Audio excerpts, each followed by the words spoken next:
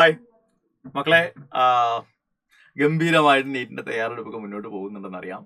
നമുക്ക് കുറഞ്ഞ ദിവസങ്ങൾ മാത്രമാണ് ഇനി ബാക്കിയുള്ള. ദിവസം അടുക്കും തോറും ഉള്ളിൽ ഇങ്ങനെ ടെൻഷൻ ആകുന്നത് എനിക്ക് മനസ്സിലാകുന്നുണ്ട്. സ്വാഭാവികമാണ്, ഈ ഒരു സമയത്ത് എല്ലാവർക്കും ടെൻഷൻ ഉണ്ടാകും. കാര്യമാക്കണ്ട, പരമാവധി റിലാക്സ്ഡ് ആയിരുന്നു, കൂളായിരുന്നു പഠിക്കുക. മാക്സിമം മോക്ക് ടെസ്റ്റുകളൊക്കെ എഴുതുക. നമ്മൾ GIB 13 കെമിസ്ട്രി ചോദ്യങ്ങളിലേക്കാണ് പോകുന്നത്. മക്കളെ, നേരെ ചോദ്യങ്ങളിലേക്ക് കിടക്കാം. നോക്കൂ, ആദ്യത്തെ ചോദ്യം എന്ന് പറയുന്നത് ദ ഫ്രീസിംഗ് പോയിന്റ് ഡിഗ്രി സെൽഷ്യസിലാണ് വേണ്ടത്. Of A solution containing 0.1 gram of K3FeCN6. Molecular mass വന്നിട്ടുണ്ട്, 100 gram വെള്ളത്തിലാണെന്ന് പറയുന്നുണ്ട്. KF വാല്യൂ തന്നിട്ടുണ്ട്. അപ്പൊ തന്നിരിക്കുന്ന കാര്യങ്ങൾ എന്തൊക്കെയാന്ന് ചോദിച്ചാൽ നമ്മളോട് WB ഉണ്ട്, മാസ് ഓഫ് ദ സൊല്യൂട്ട് ഉണ്ട്, molar mass of the solute MB ഉണ്ട്, WA mass of the solvent ഉണ്ട്, ആൻഡ് KF ഉണ്ട്. ചോദ്യം ഫ്രീസിംഗ് പോയിന്റ് എത്രയാണ് എന്നാണ് ചോദ്യം.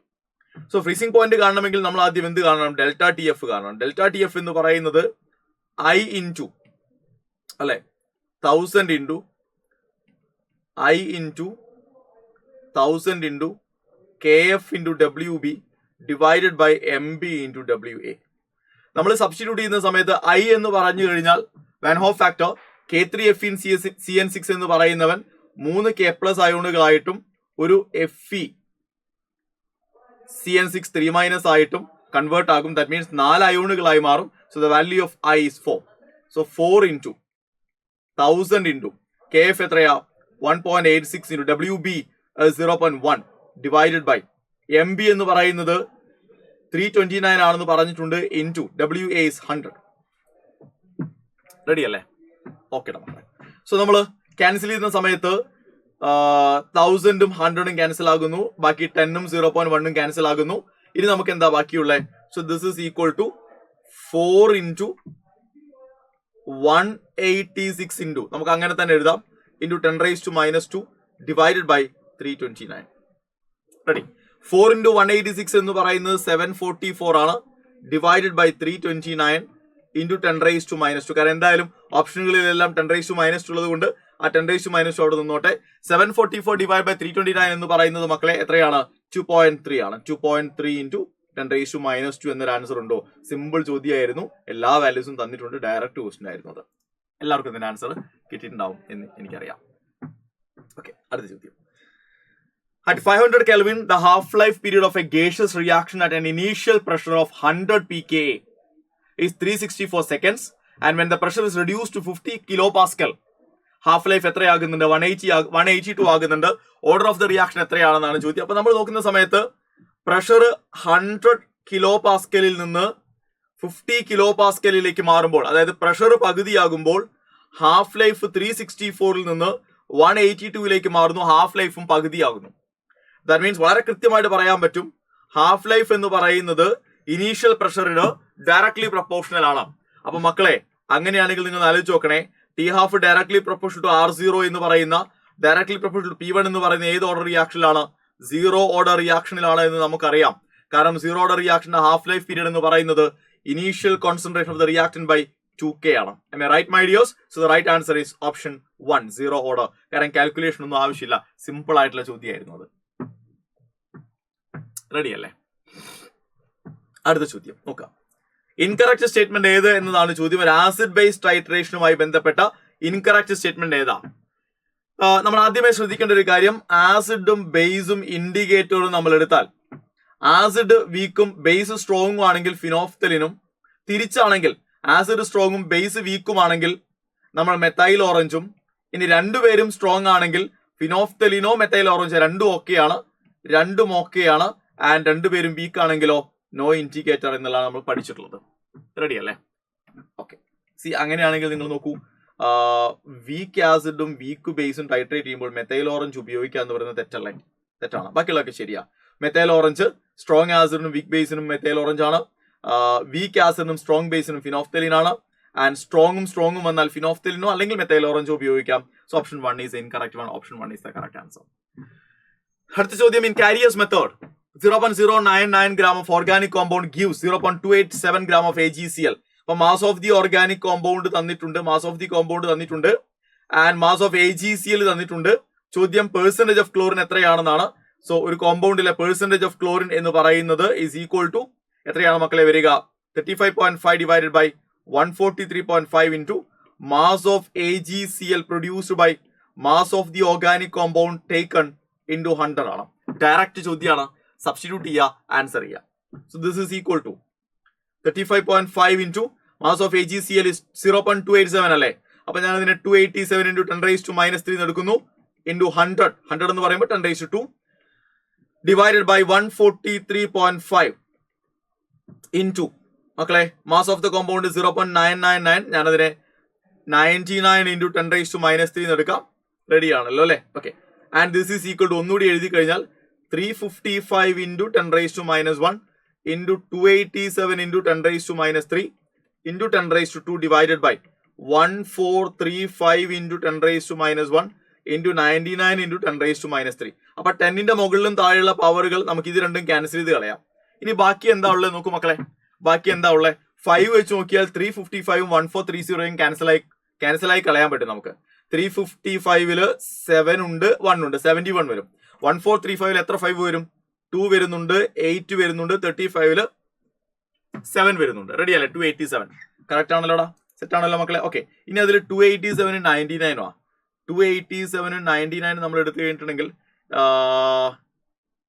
ഏകദേശം നമുക്ക് 71 and 99. നമുക്കൊരു കാര്യം ചെയ്യാം, 9 വെച്ചുകൊണ്ട് 71നെയും 99നെയും നമുക്ക് ക്യാൻസൽ ചെയ്ത് കളയാം. 99ൽ 11 ടൈംസ് ആണ് 9 പോകുക, 71ൽ 72ലാണ്, എന്നാലും അപ്രോക്സിമേറ്റ്ലി 8 ടൈംസ്. അപ്രോക്സിമേറ്റ് ആണ് 8 ടൈംസ്. റെഡി അല്ലേ? ക്ലിയർ അല്ലേടാ? ഓക്കെ, ഇനി അതിൽ എന്താ ഉള്ളത്? 287ഉം 287ഉം ക്യാൻസൽ ആയി.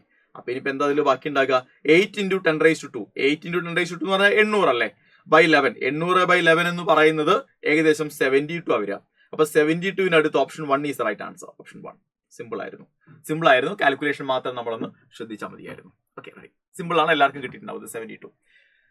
മക്കളെ അടുത്ത ചോദ്യം 55. In the reaction N2O4 gives 2NO2 എന്ന് പറയുന്നത് ആൽഫയാണ് ഡിഗ്രി ഓഫ് ഡിസോസിയേഷൻ എങ്കിൽ number of moles of reactants and products at equilibrium എത്രയാണെന്നാണ് ചോദ്യം. അപ്പൊ നമ്മൾ നോക്കുന്ന സമയത്ത് നോക്കൂ, N2O4 റിവേഴ്സിബിളി ഗിവ്സ് 2NO2. റെഡി അല്ലേ? 1 മോളാണ് തുടക്കത്തിൽ, 0 മോളാണ് തുടക്കത്തിൽ.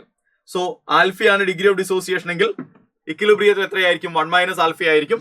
NO2 ഇക്വിലിബ്രിയത്തിൽ എത്രയാ? 2 ആൽഫ ആയിരിക്കും. റെഡി അല്ലേ?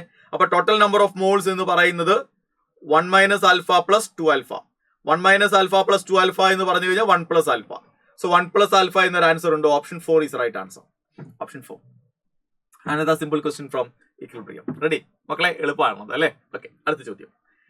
Which of the following represents the correct order of solubility of the noble gases in water? നമ്മളോട് വളരെ കൃത്യമായി പറഞ്ഞിട്ടുണ്ട്, പി ബ്ലോക്ക് എലമെന്റുകളിൽ നോബിൾ ഗ്യാസുകളെ കുറിച്ച് പറയുമ്പോഴെല്ലാം പറഞ്ഞിട്ടുണ്ട് നോബിൾ ഗ്യാസുകൾ വെള്ളത്തിൽ സ്പെയറിംഗ്ലി സൊല്യൂബിൾ ആണ്.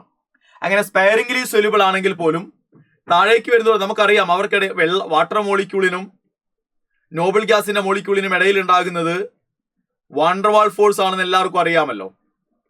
വാണ്ടർവാൾസ് ഫോഴ്സ് ഓഫ് അട്രാക്ഷൻ ആണ്. റെഡി അല്ലേ മക്കളെ?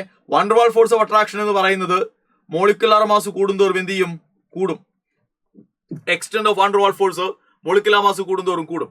അങ്ങനെ നമ്മൾ താഴേക്ക് വരുന്തോറും, I mean molecular mass in the sense mass is enough. Molecular എന്ന് പറയേണ്ട കാര്യമില്ല. മാസ് കൂടുന്തോറും വാണ്ടർവാൾ ഫോഴ്സ് കൂടും. അപ്പൊ നമ്മൾ താഴേക്ക് വരുന്തോറും എന്താ സംഭവിക്കുക? മാസ് കൂടും. റെഡി അല്ലേ? അറ്റോമിക് മാസ് കൂടും. അറ്റോമിക് മാസ് കൂടുമ്പോൾ സ്വാഭാവികമായിട്ട് എന്ത് കൂടുമെടാ? വാണ്ടർവാൾ ഫോഴ്സ് കൂടും. ശരിയാണല്ലോ? സോ സൊല്യൂബിലിറ്റി കമ്പാരിറ്റീവ്ലി കൂടും. എന്ന് വെച്ചാൽ അവർ കംപ്ലീറ്റ്ലി സൊല്യൂബിൾ ആണെന്നല്ല, കമ്പാരിറ്റീവ്ലി സൊല്യൂബിലിറ്റി കൂടും. So the right answer is, നിങ്ങൾ ഒന്ന് ആലോചിച്ച് നോക്കിയേ, ഹീലിയം ആയിരിക്കും ഏറ്റവും ലെസ്, കാരണം ഏറ്റവും ടോപ്പിലാണല്ലോ. പിന്നെ തൊട്ട് താഴെ നിയോൺ വരും, അതിന് താഴെയാണ് argon, then krypton and xenon. Option 4 is right answer. ആ തന്നിരിക്കുന്നതിൽ ഏറ്റവും താഴെയുള്ള സെനോൺ ആണ്. So xenon is a most soluble one. ഏറ്റവും ടോപ്പിൽ ഹീലിയം ആണ്. ഹീലിയത്തിനാണ് ലോവസ്റ്റ് അറ്റോമിക് മാസ് ഉള്ളത്, and the least soluble one is helium. Okay, another simple question. Ready അല്ലേ മക്കൾ? അടുത്ത ചോദ്യം നോക്കാം. 57. ഹിന്ദി റിയാക്ഷൻ എന്ന് പറഞ്ഞൊരു റിയാക്ഷൻ തന്നിട്ടുണ്ട്. തന്നിരിക്കുന്ന ഒരു ആൽക്കൈൽ ഹാലൈഡ് ആണ്. ആൽക്കഹോളിക് OH ഹീറ്റ് ചെയ്യുന്ന സമയത്ത് നമുക്കറിയാം സെയ്സഫ് റൂൾ അനുസരിച്ച് ബീറ്റ എലിമിനേഷൻ അഥവാ ഡീഹൈഡ്രോ ഹാലോജിനേഷൻ നടക്കും. കറക്റ്റ് ആണല്ലോ മക്കളെ? മനസ്സിലാകുന്നുണ്ടല്ലോ നിങ്ങൾക്ക് അല്ലെ? ബീറ്റ എലിമിനേഷൻ നടക്കും മക്കളെ. ബീറ്റ എലിമിനേഷൻ നടന്നാൽ ആൽഫ കാർബണിന്ന് ബ്രോമിനും ബീറ്റ കാർബണിന്ന് എച്ചും പോയി ഒരു മോളിക്യൂൾ പ്രൊപ്പീൻ ആയിരിക്കും നിങ്ങൾക്ക് കിട്ടുക. മറ്റൊരു പോസിബിലിറ്റി ഇവിടെ ഇല്ല. Propene is right answer and option 1 is right answer. Simple question from organic chemistry. എല്ലാവർക്കും അതിന്റെ ആൻസർ കിട്ടിയിട്ടുണ്ടാവും എന്ന് എനിക്ക് നല്ല ഉറപ്പുണ്ട്. ഓക്കെ, അടുത്ത ചോദ്യം നോക്കൂ മക്കളെ. The reduction of C double ബോണ്ടഡോ, ഒരു കാർബണൈൽ ഗ്രൂപ്പിനെ ഹൈഡ്രോ കാർബണാക്കി മാറ്റുന്നത് എങ്ങനെയാണെന്നാണ് ചോദ്യം. അത് നമുക്ക് എന്ത് ചെയ്യാൻ പറ്റും? വൂൾഫ് കിഷ്ണർ റിഡക്ഷനിലൂടെ പോസിബിൾ ആണ്. അങ്ങനെ വൂൾഫ് കിഷ്ണർ റിഡക്ഷനിൽ നമ്മൾ ഏത് റിയേജന്റുകളാണ് എടുക്കുക? നമുക്ക് എല്ലാവർക്കും അറിയാം, hydrazine followed by a base in presence of ethylene glycol. ഓർമ്മയുണ്ടോ നിങ്ങൾക്ക്? 2 സ്റ്റേജുകളിലായി. ആദ്യം നമ്മൾ ഹൈഡ്രസീനുമായിട്ട് റിയാക്ട് ചെയ്യും, എന്നിട്ട് കിട്ടുന്ന പ്രൊഡക്റ്റ്, അവിടെ ഹൈഡ്രസീനുമായിട്ട് റിയാക്ട് ചെയ്ത് നമുക്ക് എന്താ കിട്ടുക? ഹൈഡ്രസീനുമായിട്ട് റിയാക്ട് ചെയ്ത് കഴിഞ്ഞാൽ മക്കളെ എന്തായിരിക്കും നമുക്ക് കിട്ടുക? ഹൈഡ്രസോൺ കിട്ടും, അല്ലെ? ഹൈഡ്രസോൺ കിട്ടും. ഹൈഡ്രസോണിനെ KOH in presence of ethylene glycol നമ്മൾ റെഡ്യൂസ് ചെയ്താൽ എന്തായിട്ട് മാറും? അത് എത്തിലീൻ ഗ്ലൈക്കോളിന്റെ പ്രസൻസിൽ റെഡ്യൂസ് ചെയ്താൽ അവൻ എന്തായി മാറും? നിങ്ങളുടെ ഹൈഡ്രോ കാർബൺ ആയിട്ട് മാറും, അല്ലെങ്കിൽ ആൽക്കെയിൻ ആയി മാറും എന്ന് പഠിച്ചവരാണ് നമ്മൾ. So option 1 is right answer. Simple question ആയിരുന്നു അത്. എല്ലാവരും അത് ആൻസർ ചെയ്തിട്ടുണ്ടാവും എനിക്ക് നന്നായിട്ട് അറിയാം. മക്കളെ അടുത്ത ചോദ്യം. തന്നിരിക്കുന്ന കോമ്പൗണ്ട് ഇതൊരു എസ്റ്റർ ആണ്. ഇതൊരു എസ്റ്റർ ആണ്, കണ്ടോ നിങ്ങൾ? ഇതൊരു എസ്റ്റർ ആണ്. ഓക്കെ, അതായത് ഒരു ബെൻസീൻ റിങ്, ആ ബെൻസീൻ റിങ്ങിലേക്ക് ഒരു സി ഡബിൾ ബോണ്ടഡോ O ഗ്രൂപ്പ്, ആ ഓക്സിജനിലേക്ക് വീണ്ടും ഒരു ബെൻസീൻ റിങ്. ഇതാണ് നിങ്ങളുടെ എസ്റ്റർ. ഇങ്ങനൊരു എസ്റ്റർ കിട്ടണമെങ്കിൽ ഫീനോളിനെ, മക്കളെ ശ്രദ്ധിക്കുക, ഫീനോളിനെ ആരുമായിട്ട് റിയാക്ട് ചെയ്യണം? ആൽക്കഹോളുകളെയും ഫീനോളുകളെയും എസ്റ്ററിഫിക്കേഷൻ നടത്തുന്നത് നമുക്കറിയാം. 3 തരത്തിൽ നമുക്ക് എസ്റ്ററിഫിക്കേഷൻ നടത്താൻ പറ്റും. ഏതൊക്കെയാ?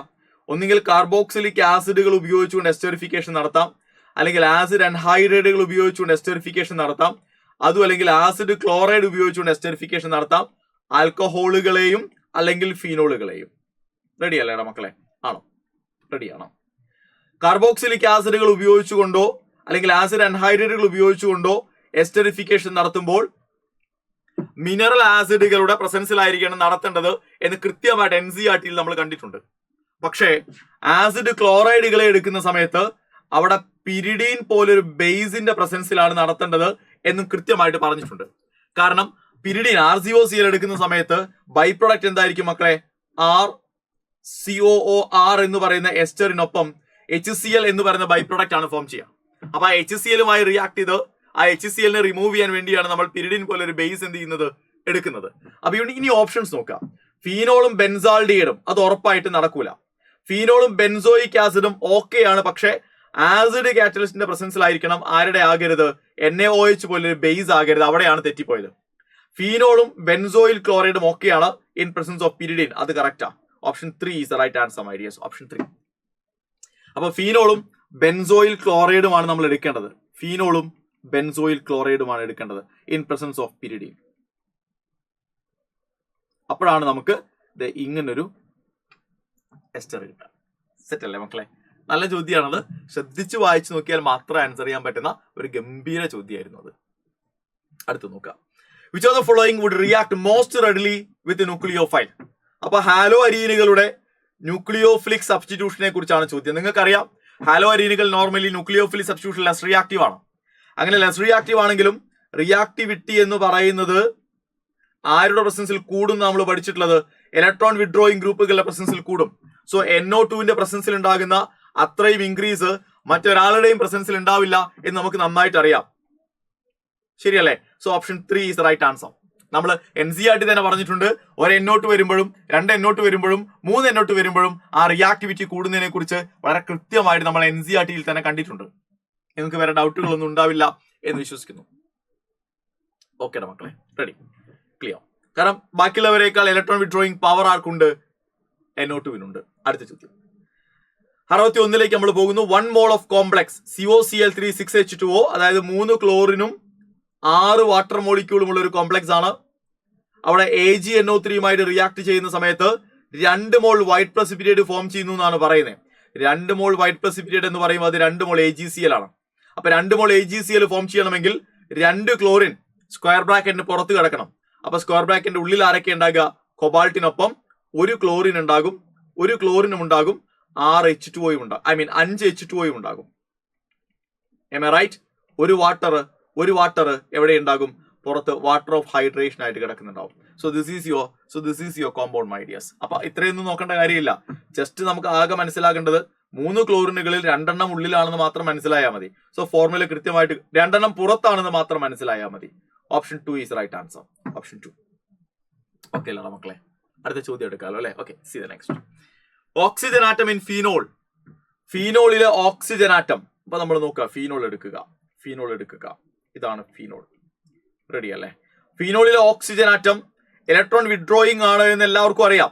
അതായത് അവൻ എന്തുണ്ട്, അവന് -I എഫക്ട് നന്നായിട്ട് കാണിക്കാൻ കഴിയും. ശരിയല്ലേ? അല്ലെങ്കിൽ ഇൻഡക്റ്റീവ് എഫക്ട് നന്നായിട്ട് കാണിക്കാൻ കഴിയും. കറക്റ്റാ? ആ ഇൻഡക്റ്റീവ് എഫക്ട് കാണിക്കുന്നതിനേക്കാൾ കൂടുതലായിട്ട് അവൻ എന്താ കഴിവുണ്ടാവുക? റെസൊണൻസ് കാണിക്കാനാ. കാരണം ഓക്സിജന് മുകളിലുള്ള 2 ലോൺ പെയറുകളിൽ ഒരു ലോൺ പെയറിനെ ഇങ്ങോട്ട് ഷിഫ്റ്റ് ചെയ്തുകൊണ്ട് ബെൻസീൻ റിങ്ങിനും ഡീലോക്കലൈസ്ഡ് ആകാൻ ഉള്ള ടെൻഡൻസി വളരെ കൂടുതലാണ്. സോ ഇൻഡക്റ്റീവിനേക്കാൾ ടെൻഡൻസി കൂടുതൽ, കഴിവ് കൂടുതൽ, പവർ കൂടുതൽ റെസൊണൻസ് കാണിക്കാനാണ്. So the right answer dominating resonance effect than the inductive effect.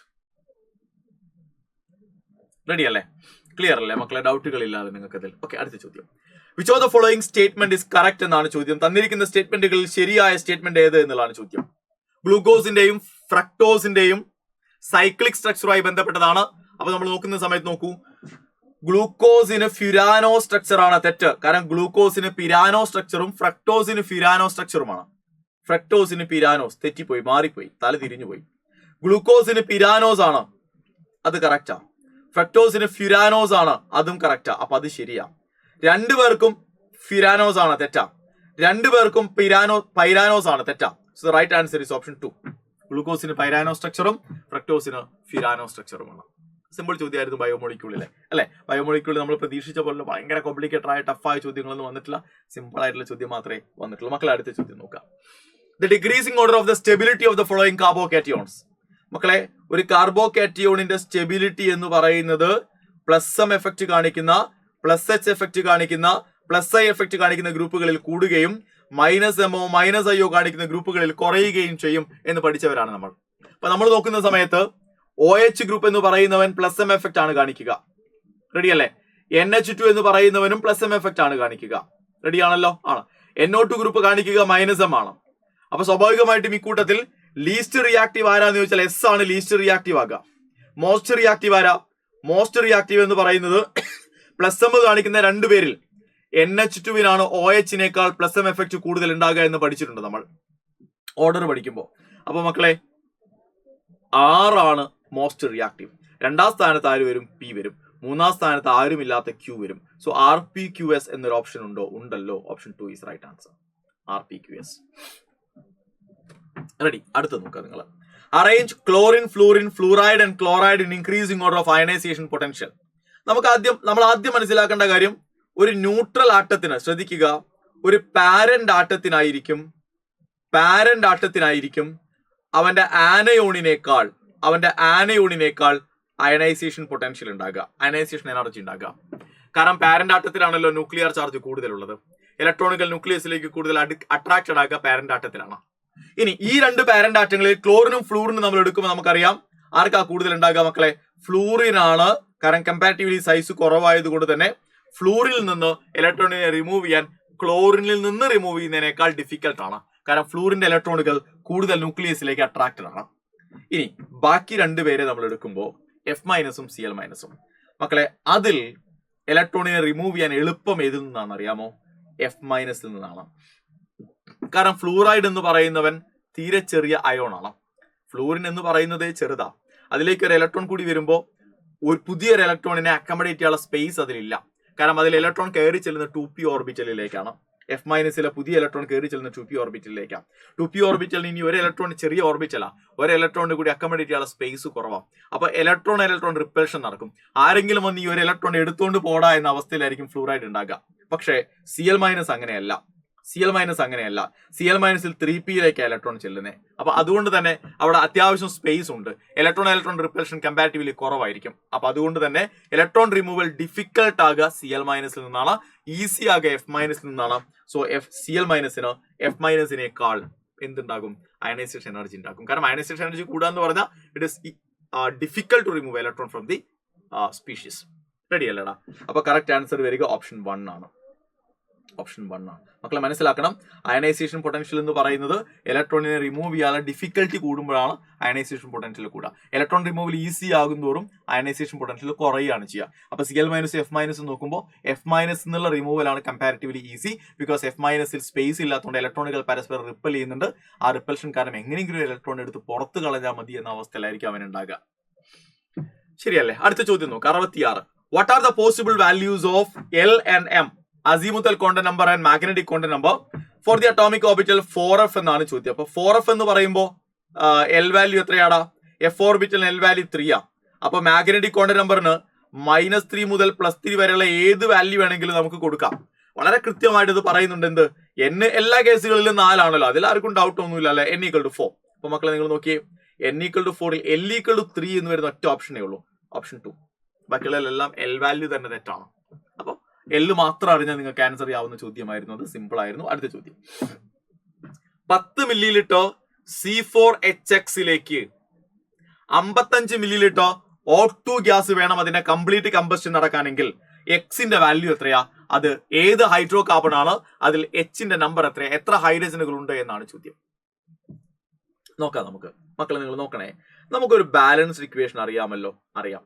Cn അല്ലെങ്കിൽ Cx, ശ്രദ്ധിക്കുക, CxHy മോളിക്കുലാർ ഫോർമുലയുള്ള ഒരു ഹൈഡ്രോ കാർബണിന് കംപ്ലീറ്റ് ആയും കമ്പസ്റ്റൻ നടത്താൻ X+Y/4 മോൾസ് ഓഫ് O2 വേണം എന്ന് നമ്മൾ പഠിച്ചിട്ടുണ്ട്.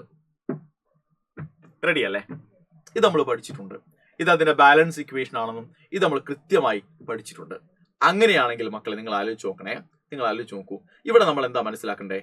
1 മോൾ അല്ലെങ്കിൽ 1 ml CxHyക്ക് X+Y/4 ml ഓക്സിജൻ വേണം. ശരിയാണോ? ആണോ? നമ്മുടെ കയ്യിൽ 10 ml ആണല്ലോ ഉള്ളത്. അപ്പൊ 10 ml എത്ര മില്ലിലിറ്റർ ഓക്സിജൻ വേണ്ടി വരും? X+Y/4 × 10 ml വേണ്ടി വരും. കാരണം 1 ml ഇത്രയുമാണല്ലോ. അപ്പൊ 10 ml എന്ന് പറയുമ്പോൾ ഇതിനെ നമ്മൾ 10 കൊണ്ട് മൾട്ടിപ്ലൈ ചെയ്യണമല്ലോ. ഓക്കെ മക്കളെ ശ്രദ്ധിക്കണേ, ഇത് എത്രയാണ് എന്ന് ചോദ്യത്തിലുണ്ട്. എത്രയാ? 55 ml ആണത്. അത് 55 ml. അപ്പൊ നമുക്കത് സിംപ്ലിഫൈ ചെയ്താൽ പോരെ, അതങ്ങ് ഇക്വേറ്റ് ചെയ്താൽ പോരെ.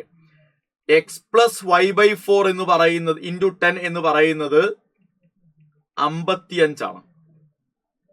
അതായത് 10x + 10/4y എന്ന് പറയുന്നത് 55 ആണ്. എക്സ് എന്ന് പറയുന്നത് കാർബണിന്റെ എണ്ണമല്ലേ? കാർബണിന്റെ എണ്ണം ചോദ്യത്തിൽ കൃത്യമായി പറഞ്ഞിട്ടുണ്ടല്ലോ, C4 ആണെന്ന് പറഞ്ഞിട്ടുണ്ടല്ലോ. ഉണ്ട്. അപ്പൊ 10 × 4 എന്ന് പറയുന്നത് 10/4y എന്ന് പ്ലസ് 10/4y = 55 ആണ്. അപ്പൊ 40 + 10/4y എന്ന് പറയുന്നത് 55 ആണ്. അപ്പൊ 10/4y എന്ന് പറയുന്നത് 55 - 40 15 ആണ്. 55 - 40 15 ആണ്. അവിടെ നിന്ന് y കണ്ടാ പോരേടാ മക്കളെ, y കണ്ടാ മതി സാർ. സോ y എന്ന് പറയുന്നത് 15 × 4/10 ആണ്. റെഡി അല്ലേ? 15 × 4/10 എന്ന് പറഞ്ഞാൽ 60/10 എന്ന് പറഞ്ഞാൽ 6. അപ്പൊ 6 ഹൈഡ്രജൻ ഉണ്ട്. അപ്പൊ എക്സ് ഇവിടെ എക്സ് ആയിട്ടാണ് കൊടുത്തെങ്കിലും നമ്മൾ അതിനെ ഇവിടെ എത്തിയപ്പോൾ y ആയിട്ട് എടുത്തു. വേറെ പ്രശ്നമൊന്നുമില്ല. Option 2 is right answer. നിങ്ങൾക്ക് അത് ക്ലിയർ ആയിട്ടുണ്ടാവും വിചാരിക്കുന്നു മക്കളെ. It is C4H6. C4H6. Ready അല്ലേ? ക്ലിയർ അല്ലേ മക്കളെ? സെറ്റ് ആണല്ലോ പറഞ്ഞ കാര്യങ്ങൾ. അടുത്ത ചോദ്യത്തിലേക്ക് എനിക്ക് പോകാമല്ലോ. ഓക്കെ, അടുത്ത ചോദ്യം ഒരുപക്ഷെ നിങ്ങളെ ഒരുപാട് ചിന്തിപ്പിച്ച, കൺഫ്യൂസർ ആക്കിയ ഒരു ചോദ്യമായിരിക്കും ഇത്. പക്ഷെ ചോദ്യം വളരെ സിമ്പിൾ ആയിരുന്നു, വളരെ സിമ്പിൾ ചോദ്യം. ഞാനിത് പറയുമ്പോൾ നിങ്ങൾക്ക് മനസ്സിലാവും. For a solution of gases WXYZ in water, വെള്ളമാണ് സോൾവെന്റ്. 4 ഗ്യാസുകൾ, 4 പേരുടെയും ഹെൻറീസ് ലോ കോൺസ്റ്റന്റ് വാല്യൂസ് ഉണ്ട്. റെഡി അല്ലേ? അങ്ങനെയാണെങ്കിൽ താഴെ തന്നിരിക്കുന്നതിലെ യഥാർത്ഥ പ്ലോട്ട് ഏതാണെന്നാണ് ചോദ്യം. ഗ്രാഫ് ഏതാ? ഇപ്പൊ നമ്മൾ നോക്കുന്ന സമയത്ത് ഗ്രാഫുകളിൽ പാർഷ്യൽ പ്രഷർ y ആക്സിസിലും മോൾ ഫ്രാക്ഷൻ x ആക്സിസിലുമാണ്. മോൾ ഫ്രാക്ഷൻ എന്ന് മാത്രം വായിക്കുന്ന ഒരു കുട്ടിക്ക് ആൻസർ കിട്ടില്ല. മോൾ ഫ്രാക്ഷൻ ഓഫ് വാട്ടർ എന്ന് വായിക്കുന്ന ഒരു കുട്ടിക്ക് കൃത്യമായിട്ട് ആൻസർ കിട്ടും. അപ്പോ മക്കളെ, നോർമലി നമ്മൾ പ്രതീക്ഷിക്കുന്നതും NCERT കൊടുത്തിരിക്കുന്നതുമായ ഗ്രാഫ് ഉണ്ട്. നിങ്ങൾക്ക് ഓർമ്മയുണ്ടോ? NCERTയിൽ ഹെൻറീസ് ലോയുടെ ഗ്രാഫ് കൊടുത്തിട്ടുണ്ട്. Mole fraction of gas x ആക്സിസിലും partial pressure of the gas y ആക്സിസിലും കൊടുത്ത് NCERT കൊടുത്തിരുന്ന ഗ്രാഫ് ഇങ്ങനെയാണ്. പോസിറ്റീവ് സ്ലോപ്പ് ഉള്ള ഒരു ഗ്രാഫാ. അപ്പൊ നമ്മൾ പ്രതീക്ഷിക്കുന്നതും അങ്ങനെ ഒരു ഗ്രാഫാ. പക്ഷെ ഗ്രാഫിൽ പലതും തിരിഞ്ഞാണ് കൊടുത്തിരിക്കുന്നത്. അപ്പൊ മക്കളെ, ഇവിടെ മോൾ ഫ്രാക്ഷൻ ഓഫ് ദ സൊല്യൂട്ട് ആണ്, ഗ്യാസ് ആണ് നമ്മൾ കൊടുക്കേണ്ടത്. അപ്പോഴാണ് നമുക്ക് പോസിറ്റീവ്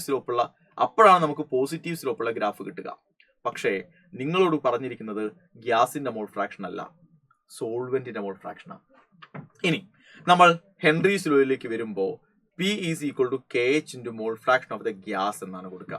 ദാറ്റ് മീൻസ് പ്രഷർ എന്ന് പറയുന്നത് ഗ്യാസിന്റെ മോൾ ഫ്രാക്ഷൻ ഡയറക്ട്ലി പ്രൊപ്പോർഷണലാണ്. അതുകൊണ്ടാണ് ഈ ഗ്രാഫ് എന്തായത്, പോസിറ്റീവ് സ്ലോപ്പ് ആയത്. പക്ഷേ അങ്ങനെ ഗ്യാസിന്റെ മോൾ ഫ്രാക്ഷൻ ഡയറക്ട്ലി പ്രൊപ്പോർഷണൽ ആണെങ്കിൽ മക്കളെ പ്രഷർ എന്ന് പറയുന്നത് വാട്ടറിന്റെ മോൾ ഫ്രാക്ഷൻ ഇൻവേഴ്സ്ലി പ്രൊപ്പോർഷണൽ ആകണമല്ലോ. കാരണം ഗ്യാസിന്റെ മോൾ ഫ്രാക്ഷൻ കൂടുന്തോറും വാട്ടറിന്റെ മോൾ ഫ്രാക്ഷൻ കുറയുകയല്ലേ വേണ്ടത്. അപ്പൊ ഗ്രാഫ് തീർച്ചയായിട്ടും നെഗറ്റീവ് സ്ലോപ്പ് ആയിരിക്കണം, നെഗറ്റീവ് ആയിരിക്കണം, കാരണം കുറയാണല്ലോ വേണ്ട. ഇനി ഒരു കാര്യം കൂടി പറയാം മക്കളെ. ഈ തന്നിരിക്കുന്ന ഇക്വേഷനെ P is equal to KH into mole fraction of ഗ്യാസിന് പകരം 1 minus mole fraction of water എന്ന് എടുക്കാമല്ലോ. എനിക്ക് എടുക്കാം. അതായത് P is equal to KH into 1 KH തന്നെയാണ്, minus KH into mole fraction of water. ഒന്ന് റീഅറേഞ്ച് ചെയ്ത് എഴുതിയാൽ pressure is equal to minus KH into mole fraction of water plus KH എന്ന് കിട്ടും. അതായത് Y is equal to mx plus C എന്ന് എടുക്കുമ്പോൾ X ആക്സിസിൽ മോൾ ഫ്രാക്ഷൻ ഓഫ് വാട്ടർ, യെസ് നമ്മൾ ആ പോയിന്റിലേക്ക് വന്നു. Y ആക്സിസിൽ പാർഷ്യൽ പ്രഷർ എടുത്താൽ കിട്ടുന്ന ഗ്രാഫിന്റെ സ്ലോപ്പ് എന്ന് പറയുന്നത് നെഗറ്റീവ് സ്ലോപ്പ് ആയിരിക്കണം. മക്കൾക്ക് മനസ്സിലായോ? അപ്പൊ ഇതുമല്ല എയ്തർ ദിസ് ഓർ ദിസ് എന്ന് മനസ്സിലായി. കാരണം സ്ലോപ്പ് നെഗറ്റീവ് ആയിരിക്കണല്ലോ. ഇനി സ്ലോപ്പ് -K അല്ലേ ആണ്. ഇനി നിങ്ങൾ ഈ രണ്ടിലേതെന്ന് തീരുമാനിക്കാൻ പോകുക. മക്കളെ ഒന്ന് ആലോചിച്ച് നോക്കിയേ. ലോവസ്റ്റ് KH വാല്യൂ ആർക്കാം? ലോവസ്റ്റ് KH ആർക്കാം മക്കളെ? ലോവസ്റ്റ് KH 0.5 അല്ലേ? അത് W-നല്ലേ? അപ്പൊ W-നാണ് എന്ത് വേണ്ടത്? ഏറ്റവും ലോവസ്റ്റ് സ്ലോപ്പ് വേണ്ടത്. ഏറ്റവും ചെറിയ സ്ലോപ്പ് വരേണ്ടത് W-നാണ്. അത് കറക്റ്റാ. ഇവിടെ അത് കറക്റ്റാണ്, ഇവിടെ അത് കറക്റ്റാ. ഇനി മക്കളെ ഹൈ KH ആർക്കാ? KHന്റെ ഏറ്റവും വലിയ വാല്യൂ ആർക്കാ? നോക്കൂ 40 ആണ്. അതാരാ? അത് Z ആ. അപ്പൊ Z-നല്ലേടാ ഏറ്റവും ലാർജ് സ്ലോപ്പ് വരേണ്ടത് ആണ്. Z-നാണ് ലാർജ് സ്ലോപ്പ് വരേണ്ടത്. ഇനി നിങ്ങൾ ഈ രണ്ട് ഗ്രാഫുകൾ നോക്കുക. ഇതിലെ Z നിങ്ങൾ നോക്കുക, ഇതിലെ Z-ന്റെ സ്ലോപ്പ് നിങ്ങൾ നോക്കുക, ഈ Z-ന്റെ സ്ലോപ്പ് നിങ്ങൾ നോക്കുക. ഏതിലാണ് Z-ന് ഏറ്റവും നെഗറ്റീവ് ആയിട്ടുള്ള സ്ലോപ്പ് കൊടുത്തിരിക്കുന്നത്? ഇതിലാണ് സാർ. ഇതിലാണ് Z-ന് ലാർജ് നെഗറ്റീവ് സ്ലോപ്പ് കൊടുത്തിരിക്കുന്നത്. മക്കൾക്ക് മനസ്സിലായോ? അപ്പൊ ഇതല്ല ആൻസർ, ഇതാണ് ആൻസർ എന്ന് മനസ്സിലാക്കാൻ പറ്റുന്ന ഒരു സിമ്പിൾ ചോദ്യമായിരുന്നു. പക്ഷെ നമ്മളത് ഒറ്റ കാര്യമേ ഉള്ളൂ മക്കളെ, ഇത് മോൾ ഫ്രാക്ഷൻ ഓഫ് വാട്ടർ ആണ് എന്ന് മാത്രം മനസ്സിലാക്കിയാൽ മതി. മോൾ ഫ്രാക്ഷൻ എന്ന് വായിച്ച് അവിടെ നിർത്തിയാൽ നിങ്ങൾക്ക് ആൻസർ കിട്ടില്ല. പലർക്കും പറ്റിയ അബദ്ധം അതായിരുന്നു എന്നാണ് എനിക്ക് തോന്നുന്നത്. ഓക്കെ മക്കൾ, അടുത്ത ചോദ്യം നോക്കൂ. 69 ലിസ്റ്റ് 1-ൽ കാറ്റലിസ്റ്റുകളും ലിസ്റ്റ് 2-ൽ നമ്മൾ ഉപയോഗിക്കേണ്ട പ്രോസസ്സുകളുമാണ്. Nickel in presence of hydrogen നമ്മൾ ഉപയോഗിക്കുക എവിടെയാ? വെജിറ്റബിൾ ഓയിലുകളെ ആർട്ടിഫിഷ്യൽ ഗീ ആക്കി മാറ്റുന്ന റിഡക്ഷനിലാണ് അല്ലെ. അൺസാച്ചുറേറ്റഡ് ഹൈഡ്രോ കാർബണുകളെ സാച്ചുറേറ്റഡ് ഹൈഡ്രോ കാർബണുകൾ ആക്കുന്നിടത്താണ്. കുപ്രസ് ക്ലോറൈഡ് ഉപയോഗിക്കുന്നത് സാൻമേയർ റിയാക്ഷനിലാണ്. ബെൻസീൻ ഡയാസോണിയം ക്ലോറൈഡുകളെ ക്ലോറോബെൻസീൻ ആക്കി മാറ്റാൻ. വനേഡിയം പെന്റോക്സൈഡ് സൾഫ്യൂരിക് ആസിഡ് മാനുഫാക്ചറിംഗിൽ കോണ്ടാക്ട് പ്രോസസ്സിലാണ് ഉപയോഗിക്കുക എന്നറിയാം. ഫൈനലി ഡിവൈഡഡ് അയൺ എന്ന് പറയുന്നത് അമോണിയ മാനുഫാക്ചറിംഗിൽ ഹേബേഴ്സ് പ്രോസസ്സിലാണ്. So the right answer is option A. Option 1 is the right answer മക്കളെ. ഓപ്ഷൻ 1. റെഡി, അടുത്ത ചോദ്യം നോക്കാം. 70. Given below are two statements. One is labeled as assertion and the other one is reason. Assertion reason type ആണ്. Transition metal കോമ്പൗണ്ടുകൾ generally bright കളറുകളിൽ exist ചെയ്യാറുണ്ട്. കറക്റ്റാ. കാരണം ട്രാൻസിഷൻ മെറ്റൽ കോമ്പൗണ്ടുകളുടെ ഡിബ്ലോക്ക് എലമെന്റുകളുടെ കോമ്പൗണ്ടുകളുടെ ക്യാരക്ടറിസ്റ്റിക് ഫീച്ചറുകളിൽ ഏറ്റവും പ്രധാനപ്പെട്ട കാര്യങ്ങളിൽ ഒന്ന് അവർ കളേർഡ് കോമ്പൗണ്ടുകളെ ഉണ്ടാക്കുന്നു എന്നത് തന്നെയാണ്. ഇനി അതിന്റെ റീസൺ, പാർഷ്യലി ഫിൽഡ് ആയ ഡി ഓർബിറ്റലുകളിൽ ഇരിക്കുന്ന ഇലക്ട്രോണുകൾ വളരെ ഈസി ആയിട്ട് എന്ത് ചെയ്യും? എക്സൈറ്റഡ് സ്റ്റേറ്റുകളിലേക്ക് പ്രൊമോട്ട് ചെയ്യപ്പെടുന്നു. സത്യമാണ്. അതുകൊണ്ട് തന്നെയാണ് അവർ വളരെ ഈസി ആയി പ്രൊമോട്ടഡ് ആകുന്നത് കൊണ്ടാണ് അവർ വിസിബിൾ റീജിയണിലെ റേഡിയേഷനുകൾ വലിച്ചെടുക്കുന്നത്. അതുകൊണ്ടാണ് അവർ കളേർഡ് ആകുന്നത്. So the right answer is അസേഷനും ശരിയാണ്, റീസണും ശരിയാണ്. And reason is the correct explanation of assertion എന്നതാണ് എന്റെ കറക്റ്റ് ആൻസർ. ശരിയല്ലേ? നല്ല ചോദ്യങ്ങളാണ് ഈ ചോദ്യങ്ങളെല്ലാം. ഇത്തവണത്തെ GIB എല്ലാ ചോദ്യങ്ങളും നല്ല ചോദ്യങ്ങളാണ്, രസമുള്ള ചോദ്യങ്ങളാണ് മക്കളെ. 71ാമത്തെ ചോദ്യത്തിലേക്ക് നമ്മൾ പോകുന്നു. മാച്ച് ദ ഫോളോയിങ് ആണ് തന്നിരിക്കുന്ന ഓപ്ഷൻസ് കണ്ടാൽ അറിയാം, അല്ലെങ്കിൽ ലിസ്റ്റ് 2 കണ്ടാൽ അറിയാം. Delta H is equal to delta U plus delta N R T വെച്ചുകൊണ്ട് നമ്മൾ നോക്കേണ്ട ചോദ്യങ്ങളാണ്. നമുക്കറിയാം അതിൽ ഡെൽറ്റ എൻ എന്ന് പറയുന്നത് 0 ആണെങ്കിൽ ഡെൽറ്റ എൻ എന്ന് പറയുന്നതിന്റെ വാല്യൂ 3 തരത്തിലാകാം. ഡെൽറ്റ എന്നിന്റെ വാല്യൂ എന്ന് പറയുന്നത് 3 തരത്തിലാകാം. 0 ആണ് എന്നുണ്ടെങ്കിൽ delta H equal to delta U ആയിരിക്കും. ഡെൽറ്റ എന്നിന്റെ വാല്യൂ ഗ്രേറ്റർ ദാൻ 0 ആണ് എന്നുണ്ടെങ്കിൽ delta H is greater than delta U ആയിരിക്കും. ആൻഡ് ഡെൽറ്റ എച്ചിന്റെ വാല്യൂ എന്ന് പറയുന്നത് ലെസ് ദാൻ 0 ആണ് എന്നുണ്ടെങ്കിൽ delta H less than delta U ആയിരിക്കും. നമുക്കറിയാം അത്. ഓക്കെ, നോക്കുക. ആദ്യത്തെ റിയാക്ഷൻ മക്കളെ, ഡെൽറ്റ എൻ എത്രയാ അവിടെ വരിക? അത് ആദ്യം നിങ്ങൾ നോക്കുക. ഡെൽറ്റ എൻ എത്രയാ വരിക? 1 mole PCl3 1 mole chlorine, so 2 minus delta എന്നിന്റെ റിയാക്ടൻസ് ആയിട്ടുള്ള ഗേഷ്യസ് റിയാക്ടന്റുകൾ എത്രയാ? 1. കാരണം number of moles of gaseous product minus number of moles of gaseous reactant ആണല്ലോ delta N. So delta N is 1. 1 എന്ന് പറയുന്നത് greater than 0 ആണ്. So ഇത് correct ആണ്, ഇത് കറക്റ്റ് ആണ്. അപ്പൊ എക്ക് മാച്ച് ആകുന്നത് 1 തന്നെയാണ്. ഇനി ബി, ഇവിടെ ഡെൽറ്റ എൻ എത്രയാ? ബി എന്ന് പറയുന്നത് ഡെൽറ്റ എൻ എത്രയാ? 2 mole product 2 mole reactant, delta N 0. Delta N 0. Delta N 0 ആണെങ്കിൽ മക്കളെ ഡെൽറ്റ എച്ച് എന്തിന് ഈക്വൽ ആയിരിക്കും? ഡെൽറ്റ യുവിന് ഈക്വൽ ആയിരിക്കും. ഡെൽറ്റ യുവിന് ഈക്വൽ ആയിരിക്കും. സോ 3. ബിക്ക് മാച്ച് ആകുന്നത് 3. റെഡി അല്ലേ? ബിക്ക് മാച്ച് ആകുന്നത് 3. റെഡി. അടുത്തത് മൂന്നാമത്തേലോ, number of moles of gaseous product 2 ആണെങ്കിൽ number of moles of gaseous reactant 1 + 3 4 ആ വരിക. അപ്പൊ ഡെൽറ്റ എൻ എന്ന് പറയുന്നത് 2 - 4 -2 ആ വരിക. അപ്പൊ കറക്റ്റ് ആയിട്ട് ഇത് എവിടെ ഉണ്ട്? -2 RT. സോ സിക്ക് മാച്ച് ആകുന്നത് 4. അപ്പൊ പിന്നെ ഡിയിൽ എന്താ വരിക? നിങ്ങൾ ആലോചിച്ച് നോക്കിയേ. ഡെൽറ്റ എൻ എത്രയാ വരുന്നത് മക്കളെ? ഡി എന്ന് പറയുന്നവന്റെ ഡെൽറ്റ എൻ എത്രയാ? 2 mole reactant, 2 mole gaseous product, 3 mole gaseous reactant. So -1. അപ്പൊ -RT വരും, -RT വരും. കറക്റ്റാ. So the right answer is option 1. A1, B3, C4, D2. Ready അല്ലേ? ക്ലിയർ അല്ലേ മക്കളെ? ഓക്കെ, അടുത്ത ചോദ്യം. The organic chloro compound which shows complete stereochemical inversion during SN2 reaction is called reactionous. SN2 mechanism എന്ന് പറയുന്നത് നടക്കണമെങ്കിൽ ഏത് ഓർഡറിലാണ് നടക്കുക? മെത്തൈൽ ഹാലൈഡ് ആണ് ഏറ്റവും ഭംഗിയായിട്ട് നടത്തുക, പിന്നെ പ്രൈമറി ആണ്, പിന്നെ സെക്കൻഡറി ആണ്, ടെർഷറിയിലാണ് ഏറ്റവും ഡിഫിക്കൽട്ട്. കാരണം സ്റ്റെറിക് ഇൻട്രൻസ് കൂടുന്തോറും SN2 മെക്കാനിസത്തിന്റെ റിയാക്ടിവിറ്റി കുറയാണ് ചെയ്യുക. അപ്പൊ തന്നിരിക്കുന്നതിൽ ഏറ്റവും ഭംഗിയായിട്ട് SN2 മെക്കാനിസം നടത്തുക, ഏറ്റവും അടിപൊളിയായിട്ട് SN2 മെക്കാനിസം നടത്തുക ഓപ്ഷൻ 1ലാണ്. ഓപ്ഷൻ 1ലാണ്. അടുത്ത ചോദ്യം നോക്കൂ. 73. During nitrogen estimation of an organic compound by Kjeldahl method, Kjeldahl method ആണ്, ammonia evolved by 0.5 gram of the compound. അപ്പോൾ mass of the organic compound taken എത്രയാണെന്ന് പറയുന്നുണ്ട്. Volume of the acid used എന്ന് പറയുന്നത് 10 ml ആണെന്നും molarity of the acid എന്ന് പറയുന്നത് 1 molar ആണെന്നും പറയുന്നുണ്ട്. സൾഫ്യൂരിക് ആസിഡ് ആണ്. പെർസെന്റേജ് ഓഫ് നൈട്രജൻ ആണ് നമ്മൾ കാണേണ്ടത്. അപ്പൊ നമുക്ക് ഇക്വേഷൻ അറിയാം. ഇക്വേഷൻ എങ്ങനെയാ? Percentage of nitrogen in Kjeldahl method എന്ന് പറയുന്നത് 1.4 into volume of the acid use into molarity of the acid used into basicity of the acid ആണ്. ആസിഡിന്റെ basicity ആണ്. divided by mass of the organic compound. And that is equal to 1.4 into volume of the acid is 10 into molarity of the acid is 1 into sulfuric acid basicity 2 by mass of the compound is 0.5. So മക്കളെ നിങ്ങൾ ആലോചിച്ച് നോക്കുക എത്രയാണ് വരിക? 1.4നെ 2 കൊണ്ട് multiply ചെയ്താൽ 2.8 എന്ന് വരും. അതിനെ 10 കൊണ്ട് മൾട്ടിപ്ലൈ ചെയ്താൽ 28 എന്ന് വരും. അപ്പൊ 28 ന്യൂമറേറ്ററിലും 0.5 താഴെയും. സോ 56 എന്ന ആൻസർ വരും. 56% എന്നാണ് ആൻസർ വരിക. Option 1 is right answer. Simple ചോദ്യമായിരുന്നു. ജൽദാലിന്റെ ഏറ്റവും സിമ്പിൾ ചോദ്യങ്ങളിൽ ഒന്നായിരുന്നു. ഓക്കേടാ. അടുത്തത് ഗിവൺ ബിലോ ആർ 2 സ്റ്റേറ്റ്മെന്റ്സ്. 2 സ്റ്റേറ്റ്മെന്റുകൾ ഉണ്ട്. ആ സ്റ്റേറ്റ്മെന്റുകൾ ശരിയാണോ തെറ്റാണോ എന്ന് കണ്ടുപിടിക്കുക. മക്കളെ 3 പേർ, carbon monoxide, carbon dioxide, carbonate. Carbon monoxide എന്ന് പറയുമ്പോൾ ബോണ്ട് ഓർഡർ എത്രയാ? ട്രിപ്പിൾ ബോണ്ടാ വരിക. am I right? So bond order 3 ആണ്. ബോണ്ട് ഓർഡർ 3 ആണ്. കാർബൺ ഡൈ ഓക്സൈഡ് എന്ന് പറയുന്നത് ഡബിൾ ബോണ്ട് ആണ് വരുന്നത്. അപ്പൊ ബോണ്ട് ഓർഡർ എന്ന് പറയുന്നത് 2 ആണ്. കാർബണേറ്റ് എന്ന് പറയുന്നത് ശരിക്കും എത്രയാ വരിക മക്കളെ? കാർബണേറ്റ് എന്ന് പറയുന്നതിന്റെ റെസണൻസ് സ്ട്രക്ചർ നിങ്ങൾക്ക് അറിയാം. കാർബണേറ്റിലെ 3 ഓക്സിജൻ ബോണ്ടുകളും പാർഷ്യൽ ഡബിൾ ബോണ്ടുകളാണ് എന്ന് പഠിച്ചവരാണ് നിങ്ങൾ. പാർഷ്യൽ ഡബിൾ ബോണ്ടുകളാണ്. റെഡി അല്ലേ? പാർഷ്യൽ ഡബിൾ ബോണ്ടുകൾ ആയതുകൊണ്ട് തന്നെ ഇവിടുത്തെ ബോണ്ട് ഓർഡർ എത്രയാ വരിക? ബോണ്ട് ഓർഡർ എന്ന് പറയുന്നത് നിങ്ങൾ ആലോചിക്കുക, ബോണ്ട് ഓർഡർ എത്ര വരിക? ശരിക്കും നമ്മൾ നോക്കുന്ന സമയത്ത് നോക്കൂ, കാർബണേറ്റിന്റെ ഒരു റെസണൻസ് സ്ട്രക്ചർ വരുന്നത് ഇവിടെ O-, ഇവിടെ O-, ഇവിടെ ഡബിൾ ബോണ്ട് ഡോയാണ്.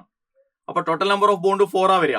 അങ്ങനെ 3 റെസനേറ്റിംഗ് സ്ട്രക്ചേഴ്സ് ഉണ്ട് അല്ലെ. അപ്പൊ 4/3 1.3 വരിക. 1.3 വരിക. ബോണ്ട് ഓർഡർ എന്ന് പറയുന്നത് 1.3 വരിക. നമ്മൾ ബോണ്ട് ഓർഡറിന്റെ ഓർഡർ നോക്കുമ്പോൾ നമുക്കറിയാം ബോണ്ട് ഓർഡർ ഏറ്റവും കൂടുതൽ CO ആണ്, തൊട്ട് താഴെ കാർബൺ ഡൈ ഓക്സൈഡ് ഉണ്ട്, തൊട്ട് താഴെ കാർബണേറ്റ് ഉണ്ട്. റെഡി അല്ലേ? അപ്പൊ ബോണ്ട് ലെങ്ത് എങ്ങനെയാ വരിക? ബോണ്ട് ഓർഡറും ബോണ്ട് ലെങ്ത്തും ഇൻവേഴ്സിലി പ്രൊപ്പോർഷണൽ ആണല്ലോ, ആണ്. അപ്പൊ ബോണ്ട് ലെങ്ത് ഏറ്റവും കൂടുതൽ കാർബണേറ്റിനായിരിക്കും, partial double bond. Then carbon ഡൈ ഓക്സൈഡിനാണ് ഡബിൾ ബോണ്ട്. ഏറ്റവും കുറവ് കാർബൺ മോണോക്സൈഡിനാണ് ട്രിപ്പിൾ ബോണ്ട്. അപ്പൊ ഈ പറയുന്നത് ശരിയാ.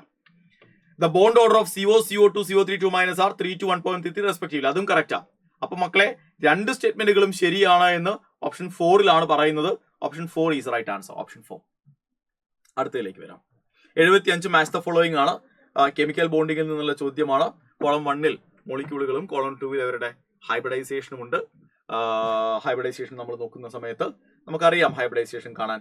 So SF4, okay, IF5, okay, NO2+, okay, and NH4+.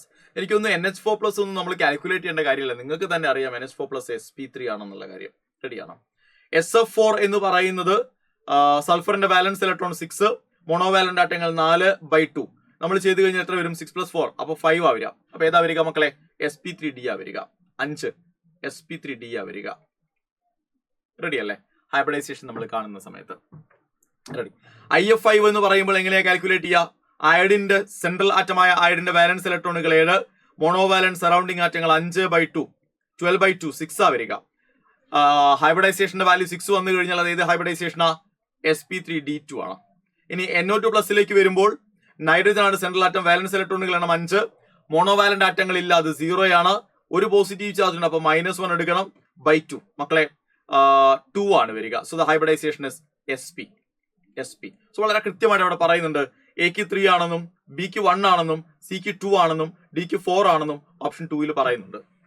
Ready അല്ലേടാ മക്കളെ? ക്ലിയർ അല്ലേ? ഡൗട്ടുകളോ പ്രശ്നങ്ങളോ ഒന്നും നിങ്ങൾക്ക് അതിലില്ലല്ലോ. സിമ്പിൾ ആയ ചോദ്യമായിരുന്നു.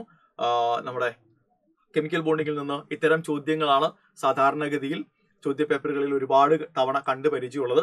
ഇത്തരം ചോദ്യങ്ങൾ നിങ്ങൾ എപ്പോഴും കരുതിയിരിക്കുക. മക്കൾ, അടുത്തത് അനാലിറ്റിക്കൽ കെമിസ്ട്രിയിൽ നിന്നുള്ള ഒരു ചോദ്യമാണ്. അഗൈൻ മാച്ച് ദ ഫോളോയിങ് ആണ്. അയോണുകളും റിയേജന്റുകളും എവിടെയുണ്ട്?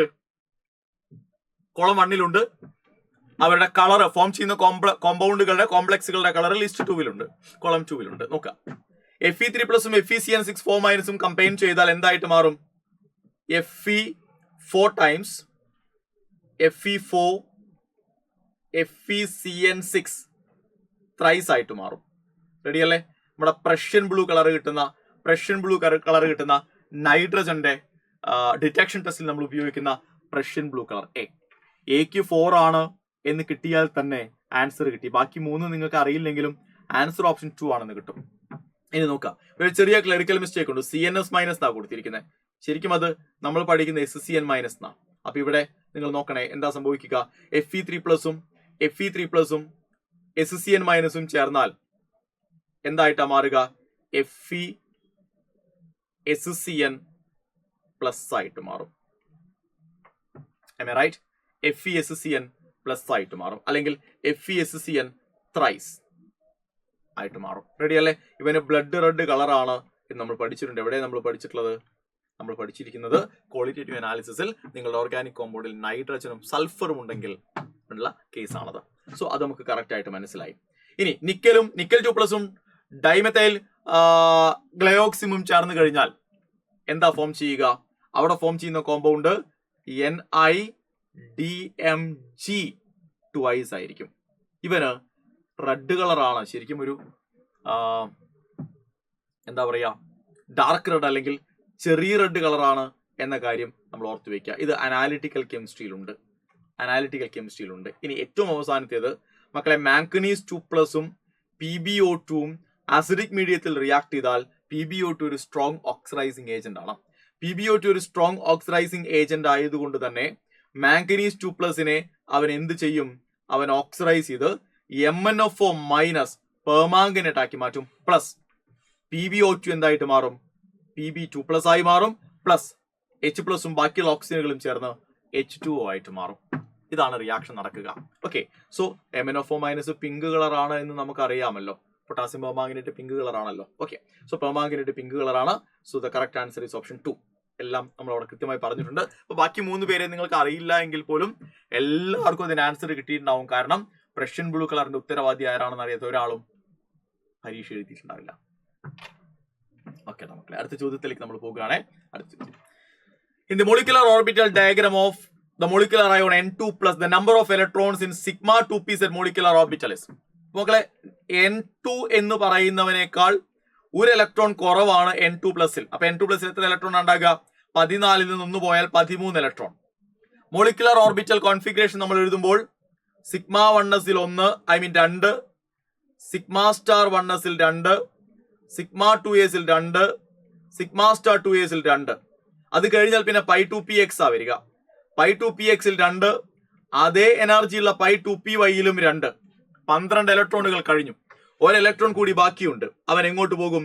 സിഗ്മ 2pz-ലേക്ക് പോകും. അപ്പൊ സിഗ്മ 2pz-ൽ ഒരു ഇലക്ട്രോണേ ഉള്ളൂ എന്ന് മനസ്സിലാകും. അതിപ്പോ N2+ പകരം N2-വിന്റെ ആയിരുന്നെങ്കിൽ നമുക്കറിയാം N2 എന്ന് പറയുമ്പോൾ സിഗ്മ 2pz ആണല്ലോ. അപ്പൊ എഴുതി നോക്കാതെ തന്നെ ആൻസർ ചെയ്യാം. കാരണം നൈട്രജൻ മോളിക്യൂളിന് N2-വിന് സിഗ്മ 2pz2 ആണെന്ന് നമുക്ക് നന്നായിട്ട് അറിയാം. അപ്പൊ അതിൽ നിന്ന് ഒരു ഇലക്ട്രോൺ പോയ സിഗ്മ 2pz1 ആയിരിക്കണമല്ലോ.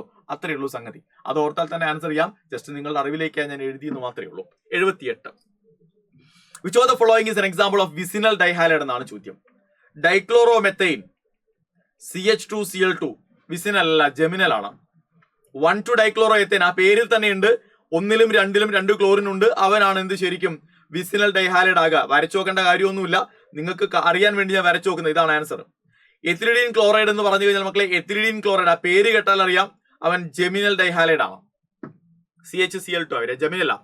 അലൈൽ ക്ലോറൈഡ് എന്ന് പറഞ്ഞാൽ അറിയാമല്ലോ, CH2 double bond CH and CH2Cl അലൈലാണ്. So right answer is option 2, vicinal. തൊട്ടടുത്ത കാർബണുകളിൽ ക്ലോറിൻ വരുന്നവൻ. അടുത്ത ചോദ്യം മക്കളെ, NiCO4 has tetrahedral geometry. Correct? കാരണം നമുക്കറിയാം നിക്കൽ അവിടെ നിക്കൽ 0 ആയിട്ടാണ് എക്സിസ്റ്റ് ചെയ്യുക. അപ്പൊ നിക്കലിന്റെ അറ്റോമിക് നമ്പർ ആയ 28-ലെ 28 ഇലക്ട്രോണുകളും അവിടെ ഉണ്ട്. 28 ഇലക്ട്രോണുകളും വരുമ്പോൾ 4s2 3d 8 ആണ് വരിക. അങ്ങനെ നമ്മൾ കാർബണൈൽ ഗ്രൂപ്പ് എന്ന് പറയുന്ന സ്ട്രോങ് ഫീൽഡ് ലിഗാൻഡ് വരുന്ന കേസിൽ ഇതെന്തായിട്ട് മാറുമെടാ? ഇവൻ 4s0 3d 10 ആയിട്ട് മാറും, പെയറിംഗ് നടന്നിട്ട്. ശരിയല്ലേ? 4s-ലെ 2 ഇലക്ട്രോണുകളെ കൂടി 3d-യിലേക്ക് എന്ത് ചെയ്യും? അവൻ പുഷ് ചെയ്യും, പെയറിംഗ് നടക്കും. അപ്പൊ 3d ഫുള്ളി ഫിൽഡ് ആകും. 4s മുതലേ അവൈലബിൾ ആവുള്ളൂ.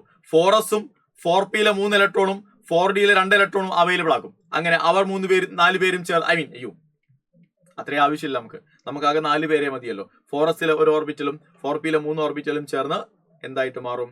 sp3 ഹൈബ്രിഡൈസേഷൻ ആയിട്ട് മാറും. സിമ്പിൾ ആണത്, സിമ്പിൾ ലോജിക് ആണ്, നിങ്ങൾക്കറിയാം. സോ sp3 ആകുന്നതുകൊണ്ട് തന്നെ അവൻ ടെട്രാഹീഡ്രൽ ആണ്. അപ്പൊ ശരിയാ. ഇനി പാരാമാഗ്നറ്റിക് ആണെന്നാ പറയുന്നത്. തെറ്റാ. കാരണം 3d 10 ആയി മാറും. 3d 10-ല് 10 ഇലക്ട്രോണുകൾ ഉണ്ട്. ഫുള്ളി ഫിൽഡ് ആണ്, എല്ലാം പെയർഡ് ആണ്. പാരാമാഗ്നറ്റിക് ആവില്ല. തെറ്റാ. അപ്പൊ സ്റ്റേറ്റ്മെന്റ് 1 ശരിയാണെന്നും സ്റ്റേറ്റ്മെന്റ് 2 തെറ്റാണെന്നും എവിടെയാണോ പറയുന്നത് അതാണ് നിങ്ങളുടെ ഉത്തരം. Option 2 is right answer. Option 2. മക്കളെ, 80-ാമത്തെ ചോദ്യം പറയുന്നത് എന്താ? In BrF3 molecule. അപ്പൊ നമുക്ക് BrF3യുടെ ഷേപ്പ് അറിയാം. ബ്രോമിൻ സെന്ററിലുണ്ട്. റെഡി അല്ലേ? ട്രയാഗണൽ ബൈപിരമിഡൽ ജോമെട്രിയിലെ 2 ഇക്വറ്റോറിയൽ പൊസിഷനുകളിൽ ലോൺ പെയറുകൾ ഇരിക്കുമെന്നാണ് നമ്മൾ പറഞ്ഞിട്ടുള്ളത്. ബാക്കി ഒരു ഇക്വറ്റോറിയലിലും ബാക്കി 2 ആക്സിയലിലും ആരിയിരിക്കും? ഫ്ലൂറിനുകൾ ഇരിക്കും, ബോണ്ട് പെയറുകൾ ഇരിക്കും. ഇതെന്തുകൊണ്ടാണ് ഈ 2 ലോൺ പെയറുകൾ ഇക്വറ്റോറിയൽ പൊസിഷനുകളിൽ ഇരിക്കുന്നത്? കാരണം അവിടെ ലോൺ പെയർ ബോണ്ട് പെയർ റിപ്പൽഷനും കുറയ്ക്കേണ്ടതുണ്ട്, ലോൺ പെയർ റിപ്പൽഷനും കുറയ്ക്കേണ്ടതുണ്ട്. അപ്പൊ 2 തരം റിപ്പൽഷനുകളും കുറയ്ക്കണമെങ്കിൽ ഈ ഒരു പൊസിഷനാണ് ഏറ്റവും ആപ്റ്റ് ആയിട്ടുള്ളത്. Option 3 is the right answer. Option 3 is the right answer. നിങ്ങൾക്ക് അറിയാമത്. അടുത്തത് എഗെയിൻ സ്റ്റേറ്റ്മെന്റ് ആണ്. F2 doesn't undergo disproportionation. കറക്റ്റാ? കാരണം ഫ്ലൂറിൻ എന്ന് പറയുന്നവൻ ഒരിക്കലും ഡിസ്പ്രൊപ്പോർഷനിലേക്ക് എന്ത് ചെയ്യാറില്ല? വിധേയമാകാറില്ല. കാരണം ഒരാൾ ഡിസ്പ്രൊപ്പോർഷണൽ കാണിക്കണമെങ്കിൽ അവൻ എന്തായിരിക്കണം? അവന്റെ ഇന്റർമീഡിയറ്റ് ഓക്സിഡേഷൻ സ്റ്റേറ്റിലായിരിക്കണം, ഇന്റർമീഡിയറ്റ് ഓക്സിഡേഷൻ നമ്പറിലായിരിക്കണം. F2 എന്ന് പറയുന്നവന് മക്കളെ ആകെ -1ഉം 0യും മാത്രമേ കാണിക്കാൻ പറ്റുള്ളൂ. -1ഉം 0യും മാത്രമാണ് അവന്റെ ഓക്സിഡേഷൻ നമ്പറുകളായിട്ട് കാണുക. റെഡി അല്ലേ? ഒന്നെങ്കിൽ -1 0യിലേക്ക് അല്ലെങ്കിൽ 0 -1ലേക്ക് ആണല്ലോ. 2-ൽ കൂടുതൽ ഓക്സിഡേഷൻ നമ്പറുകൾ കാണിക്കുന്നവർക്ക് മാത്രമേ ഡിസ്പ്രൊപ്പോർഷനേഷൻ പോസിബിൾ ആവുള്ളൂ. More than two oxidation numbers കാണിക്കണം. മാത്രമല്ല അതിൽ അവൻ അവന്റെ ഇന്റർമീഡിയറ്റ് സ്റ്റേറ്റിലായിരിക്കണം ഇരിക്കേണ്ടത്. അപ്പോൾ ഈ പറഞ്ഞിരിക്കുന്നത് ശരിയാ. ഫ്ലൂറിൻ ഒരിക്കലും എന്ത് കാണിക്കില്ല? ഡിസ്പ്രപ്പോർഷനേഷൻ കാണിക്കില്ല. ഇനി fluorine shows both positive and negative oxidation States. തെറ്റാ. അവൻ ആകെ -1 സ്റ്റേറ്റും 0യും മാത്രമാണ് കാണിക്കുക. സോ ഇത് തെറ്റാണ് മക്കളെ, തെറ്റാണ്. അപ്പൊ കൃത്യമായിട്ടുള്ള ആൻസർ അവിടെയുണ്ട്. Statement 1 is true but statement 2 is false. Option 2 is the right answer. Option 2 is the right answer. അടുത്തത് 82 again സ്റ്റേറ്റ്മെന്റ് ആണ്, അസേഷൻ റീസൺ ആണ്. എത്തൈൽ അമീൻ is soluble in water whereas aniline not. എത്തൈൽ അമീൻ വെള്ളത്തിൽ സൊല്യൂബിൾ ആണ്, അനിലിൻ വെള്ളത്തിൽ soluble അല്ല. ശരിയാ. കാരണം എത്തൈൽ അമീൻ എന്ത് ചെയ്യുന്നുണ്ട്? C2H5NH2 എന്ന് പറയുന്നവൻ വാട്ടർ മോളിക്യൂളുമായി എന്ത് ഫോം ചെയ്യും? Inter molecular H bonding form ചെയ്യും. സോ ഹൈഡ്രജൻ ബോണ്ടിങ് പോസിബിൾ ആണ്, അവൻ സൊല്യൂബിൾ ആണ്. പക്ഷെ അനിലിനിലേക്ക് വരുമ്പോൾ അവിടെ എന്തുണ്ട്? ബെൻസീൻ എന്ന് പറയുന്ന ബൾക്കി ഗ്രൂപ്പ് ഉണ്ട്, സ്റ്റെറിക് ഇൻഡൻസ് കൂടുതലാണ്. അതുകൊണ്ട് തന്നെ അവിടെ സൊല്യൂബിലിറ്റി കുറവാണ്. റെഡിയല്ലേ? ഹൈഡ്രജൻ ബോണ്ടിന്റെ സാധ്യത കമ്പാരിറ്റീവ്ലി കുറവാണ്. അപ്പൊ അത് ശരിയാ. The extent of H bonding in aniline is more than that of ethylamine. തെറ്റാ. അപ്പൊ സ്റ്റേറ്റ്മെന്റ് 1 കറക്റ്റ് ആണ് എന്നും അസേഷൻ കറക്റ്റ് ആണെന്നും റീസൺ തെറ്റാണെന്നും പറയുന്ന ഒരു ഓപ്ഷൻ ഉണ്ടോ? ഓപ്ഷൻ 2. മക്കളെ അടുത്തത്, a direct iodination of benzene is not possible because. നിങ്ങൾക്കറിയാം, നമ്മൾ ബെൻസീൻ എടുത്താൽ അവനെ നേരിട്ട് അയഡിനുമായിട്ട് റിയാക്ട് ചെയ്താൽ എന്താ സംഭവിക്കുക? അയഡോ ബെൻസീനായി മാറും, കൂടെ ഹൈഡ്രജൻ അയഡൈഡ് HI കൂടി ഉണ്ടാകും. ഇത് പക്ഷെ റിവേഴ്സിബിൾ ആണ്. ഈ ഫോം ചെയ്യുന്ന HI എന്ന് പറയുന്നവൻ എങ്ങനെയുള്ളയാളാ? HI എന്ന് പറയുന്നവൻ എന്ത് ചെയ്യും? ഈ പറയുന്ന അയഡോ ബെൻസീനെ തിരിച്ച് ബെൻസീനും അയഡിനും ആക്കി മാറ്റും. കാരണം HI എന്ന് പറയുന്നവൻ ഒരു റെഡ്യൂസിങ് ഏജന്റ് ആണ്. അപ്പൊ ഇവന് തിരിച്ച് -1 I- നിന്ന് I2 മാറാനുള്ള ടെൻഡൻസി വളരെ കൂടുതലായിരിക്കും. ഓക്സിഡൈസ്ഡ് ആകാനുള്ള ടെൻഡൻസി വളരെ കൂടുതലായിരിക്കും. അപ്പൊ അവനൊരു റെഡ്യൂസിങ് ഏജന്റ് ആയിട്ട് ആക്ട് ചെയ്യും. അവൻ അയഡോ ബെൻസീനോട് പറയും, വാ നമുക്ക് തിരിച്ചു പോകാം, തിരിച്ച് അയഡിനും ബെൻസീനുമായിട്ട് മാറാന്ന് പറയും. ഇത് പ്രിവെന്റ് ചെയ്യാൻ വേണ്ടിയാണ് നമ്മൾ എന്ത് ചെയ്യുന്നത്? ഈ ഹൈഡ്രജൻ അയഡൈഡിനെ ഒരു ഓക്സിഡൈസിങ് ഏജന്റുമായി റിയാക്ട് ചെയ്യിപ്പിക്കാൻ വേണ്ടിയാണ് നമ്മൾ അയഡിനേഷൻ നടത്തുമ്പോഴെല്ലാം HNO3 അതല്ലെങ്കിൽ HiO3 പോലെയുള്ള ഒരു ഓക്സിഡൈസിങ് ഏജന്റുകൾ എപ്പോഴും എടുക്കണം എന്ന് പറയുന്നത് അതുകൊണ്ടാണ്. മക്കളെ, the right answer is resulting C6H5I is reduced to C6H5 by HI. HI ഒരു റെഡ്യൂസിങ് ഏജന്റിനെ പോലെ ആക്ട് ചെയ്യും. ക്ലിയർ അല്ലേ? പറയുന്നത് സെറ്റ് ആണല്ലോ അല്ലെ? മനസ്സിലാക്കുന്നുണ്ടല്ലോ മക്കളെ? ഓക്കെ ആണല്ലോ അത്? Okay ready. മക്കളെ, അടുത്ത ചോദ്യത്തിലേക്ക് നമ്മൾ പോകുകയാണ്. നോക്കൂ, which of the following statement is correct എന്നാണ് ചോദ്യം. തന്നിരിക്കുന്നതിലെ കറക്റ്റ് സ്റ്റേറ്റ്മെന്റ് ഏതാ എന്നുള്ളതാണ് ചോദ്യം. In relation to the halogenation of alkane. അപ്പൊ പറയുന്നതെല്ലാം വായിക്കുമ്പോൾ നമുക്ക് മനസ്സിലാക്കുന്നുണ്ട്. എന്താണ് പറയുന്നത്? ബ്രോമിന്റെയും ക്ലോറിന്റെയും റീജിയോ സെലക്ടിവിറ്റി ഒക്കെ പറയുന്നത് നോക്കാം. മക്കളെ, നമുക്ക് ആദ്യത്തെ സ്റ്റേറ്റ്മെന്റ് നോക്കാം. The reactivity of chlorine is less than bromine towards alkane. തെറ്റാക്കാൻ നമ്മൾ ഫ്രീ റാഡിക്കൽ സബ്സ്റ്റിറ്റ്യൂഷൻ ആണല്ലോ നോക്കുന്നത്. അവിടെ ക്ലോറിനേഷൻ ആണ് ബ്രോമിനേഷനേക്കാൾ വേഗത്തിൽ നടക്കുക. കാരണം ഇനീസിയേഷൻ സ്റ്റെപ്പ് നമ്മൾ നോക്കുമ്പോൾ ക്ലോറിനേഷനിലാണ് ലെസ് എനർജി വേണ്ടത് ബ്രോമിനേഷനേക്കാൾ. ഇനി ഇതിൽ തന്നെ നമുക്ക് അറിയാവുന്ന ഒരു കാര്യമുണ്ട്. എന്താ? ക്ലോറിനേഷനിൽ നമ്മൾ പ്രൈമറി, സെക്കൻഡറി, ടേഴ്സറി ഹൈഡ്രജനുകളെ മാറ്റി അവിടെ ക്ലോറിൻ വരാനുള്ള പവർ നമ്മൾ കമ്പയർ ചെയ്യുമ്പോൾ ഒരു പ്രൈമറി ഹൈഡ്രജനെ അബ്സ്ട്രാക്ട് ചെയ്യാനുള്ള കഴിവിനേക്കാൾ 3.8 ടൈംസ് സെക്കൻഡറി അബ്സ്ട്രാക്ട് ചെയ്യാനുള്ള കഴിവ് ക്ലോറിനുണ്ട്. അതിനേക്കാൾ പ്രൈമറിയേക്കാൾ 5.2 ടൈംസ് ഒരു ടേഴ്സറി ഹൈഡ്രജനെ അബ്സ്ട്രാക്ട് ചെയ്ത് അവിടെ കയറിയിരിക്കാനുള്ള കഴിവ് ക്ലോറിനുണ്ട്. അപ്പൊ ഇതാണ് റേഷ്യോ വരിക. ബ്രോമിനേഷനിലേക്ക് നമ്മൾ വരുന്ന സമയത്ത് ഈ റേഷ്യോയിൽ ചെറിയൊരു മാറ്റമുണ്ട്. ബ്രോമിനേഷനിൽ ഒരു പ്രൈമറി ഹൈഡ്രജനെ മാറ്റി ബ്രോമിന് കയറിയിരിക്കാനുള്ള കഴിവിനേക്കാൾ 82 ഇരട്ടി സെക്കൻഡറിയെ മാറ്റി കയറിയിരിക്കാനുണ്ട്. പ്രൈമറിയേക്കാൾ 1600 ഇരട്ടിയോളം ടേഴ്സറിയെ മാറ്റി അവിടെ കയറിയിരിക്കാൻ ബ്രോമിന് കഴിവുണ്ട്.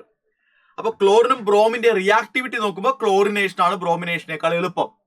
പക്ഷേ ബ്രോമിനാണ് കൂടുതൽ റീജിയോ സെലക്റ്റീവ് ആയിട്ടുള്ളത്. അതായത് പ്രൈമറിയിലേക്കാണോ സെക്കൻഡറിയിലേക്കാണോ ടേഴ്സറിയിലേക്കാണോ കയറിയിരിക്കണമെന്ന് ചോദിച്ചാൽ ബ്രോമിൻ ആദ്യം പറയും ടേഴ്സറി മതി. കാരണം പ്രൈമറിയേക്കാൾ 1600 ഇരട്ടി കഴിവ് ടേഴ്സറിയിലേക്ക് പോകാനുണ്ട്. അതില്ലെങ്കിൽ പറയും സെക്കൻഡറി മതി, കാരണം 82 ഇരട്ടിയോളം അതിനുള്ള കഴിവുണ്ട്.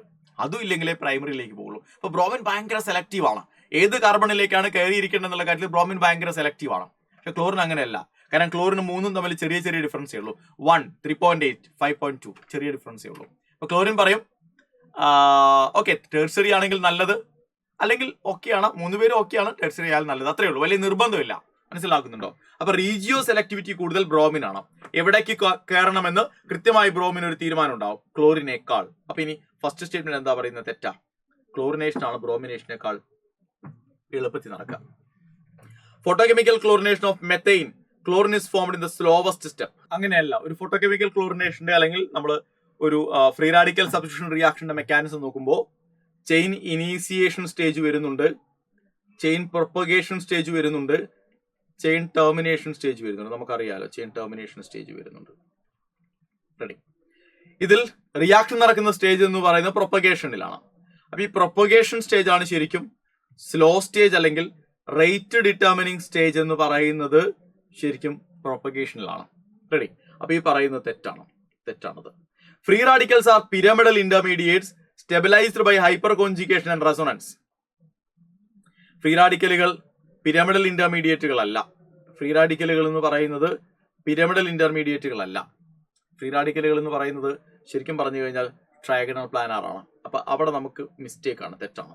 Bromine has much higher regioselectivity. Correct.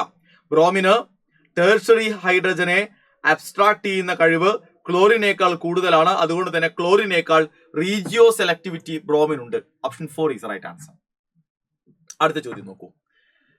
MnO4 എന്ന് പറയുന്നവൻ ഡിസ്പ്രൊപ്പോർഷനേഷൻ റിയാക്ഷൻ നടത്തും അസിഡിക് മീഡിയത്തിൽ. പക്ഷേ MnO4- കഴിയില്ല. ശരിയാ. കാരണം MnO4 മാംഗനീസ് +6 മാംഗനീസിന്റെ ഇന്റർമീഡിയറ്റ് സ്റ്റേറ്റ് ആണ് +6. പക്ഷെ MnO4- എന്ന് പറയുന്നതിൽ മാംഗനീസ് +7 +7 മാംഗനീസിന് കാണിക്കാവുന്ന ഹയസ്റ്റ് സ്റ്റേറ്റാ. ഇന്റർമീഡിയറ്റിൽ ഇരിക്കുന്ന ഒരാൾക്ക് ഡിസ്പ്രൊപ്പോർഷനേഷൻ നടത്താം, പക്ഷെ ഹയസ്റ്റിലോ ലോവസ്റ്റിലോ ഇരിക്കുന്ന ഒരാൾക്ക് പിന്നെ ഡിസ്പ്രൊപ്പോർഷനേഷൻ നടത്താൻ കഴിയില്ല എന്നാണ് നമ്മൾ പഠിച്ചിരിക്കുന്നത്. അപ്പൊ അതിന്റെ റീസൺ എന്താന്ന് ചോദിച്ചാൽ due to the highest oxidation state of MnO4-. Manganese MnO4- അവന്റെ ഹയസ്റ്റ് സ്റ്റേറ്റിലാണ്. MnO4 ഹയസ്റ്റ് അല്ല, തെറ്റാ. എക്സോതെർമിക് ആയതുകൊണ്ടല്ല, എൻഡോതെർമിക് ആയതുകൊണ്ടല്ല, ഒറ്റ കാരണമേ ഉള്ളൂ, ഇന്റർമീഡിയറ്റിലല്ല മാംഗനീസ് MnO4- ഇരിക്കുന്നത്. അടുത്ത ചോദ്യം 86. The shortest wavelength transition in the Paschen series in hydrogen atom occurs at 821 nanometer. Okay. At what wavelength does it occur in lithium 2+ എന്നാണ് ചോദ്യം. രണ്ടുപേരും ഐസോ ഇലക്ട്രോണിക് ആണ്. ഹൈഡ്രജനും lithium 2+ഉം ഐസോ ഇലക്ട്രോണിക് ആണ്. അപ്പൊ അത്തരം കേസുകൾ നമുക്ക് ധൈര്യമായിട്ട് പറയാം എന്ത്, വേവ് ലെങ്ത് എന്ന് പറയുന്നത് എന്തിന് ഇൻവേഴ്സ്ലി പ്രൊപ്പോർഷണലാ? അറ്റോമിക് നമ്പറിന്റെ സ്ക്വയറിന് ഇൻവേഴ്സ്ലി പ്രൊപ്പോർഷണൽ ആണ്. ശരിയല്ലേ? വേവ് ലെങ്ത് എന്ന് പറയുന്നത്. ഓക്കെ. അങ്ങനെയാണെങ്കിൽ എനിക്ക് പറഞ്ഞൂടെ wavelength of lithium 2+, shortest wavelength of lithium 2+ എന്ന് പറയുന്നതും shortest wavelength of hydrogen എന്ന് പറയുന്നതും എന്തിന് ഈക്വൽ ആയിരിക്കും മക്കളെ? അറ്റോമിക് നമ്പർ ഓഫ് ഹൈഡ്രജന്റെ square by atomic number of ലിത്തിയത്തിന്റെ സ്ക്വയർ. റെഡിയല്ലേ? ആണ്. അതായത് shortest wavelength of lithium 2+ divided by wavelength of hydrogen എത്രയാ പറയുന്നത്? ഷോർട്ടസ്റ്റ് 821 ആണ്. Is equal to hydrogen atomic number 1 square by ലിത്തിയത്തിന്റെ 3 സ്ക്വയർ. അതായത് ലാംഡ ഓഫ് lithium 2+ എന്ന് പറയുന്നത് 821/9 എന്ന് വരും. 821/9 എന്ന് പറഞ്ഞാൽ അപ്രോക്സിമേറ്റ്ലി 91.2 എന്ന ആൻസർ വരും.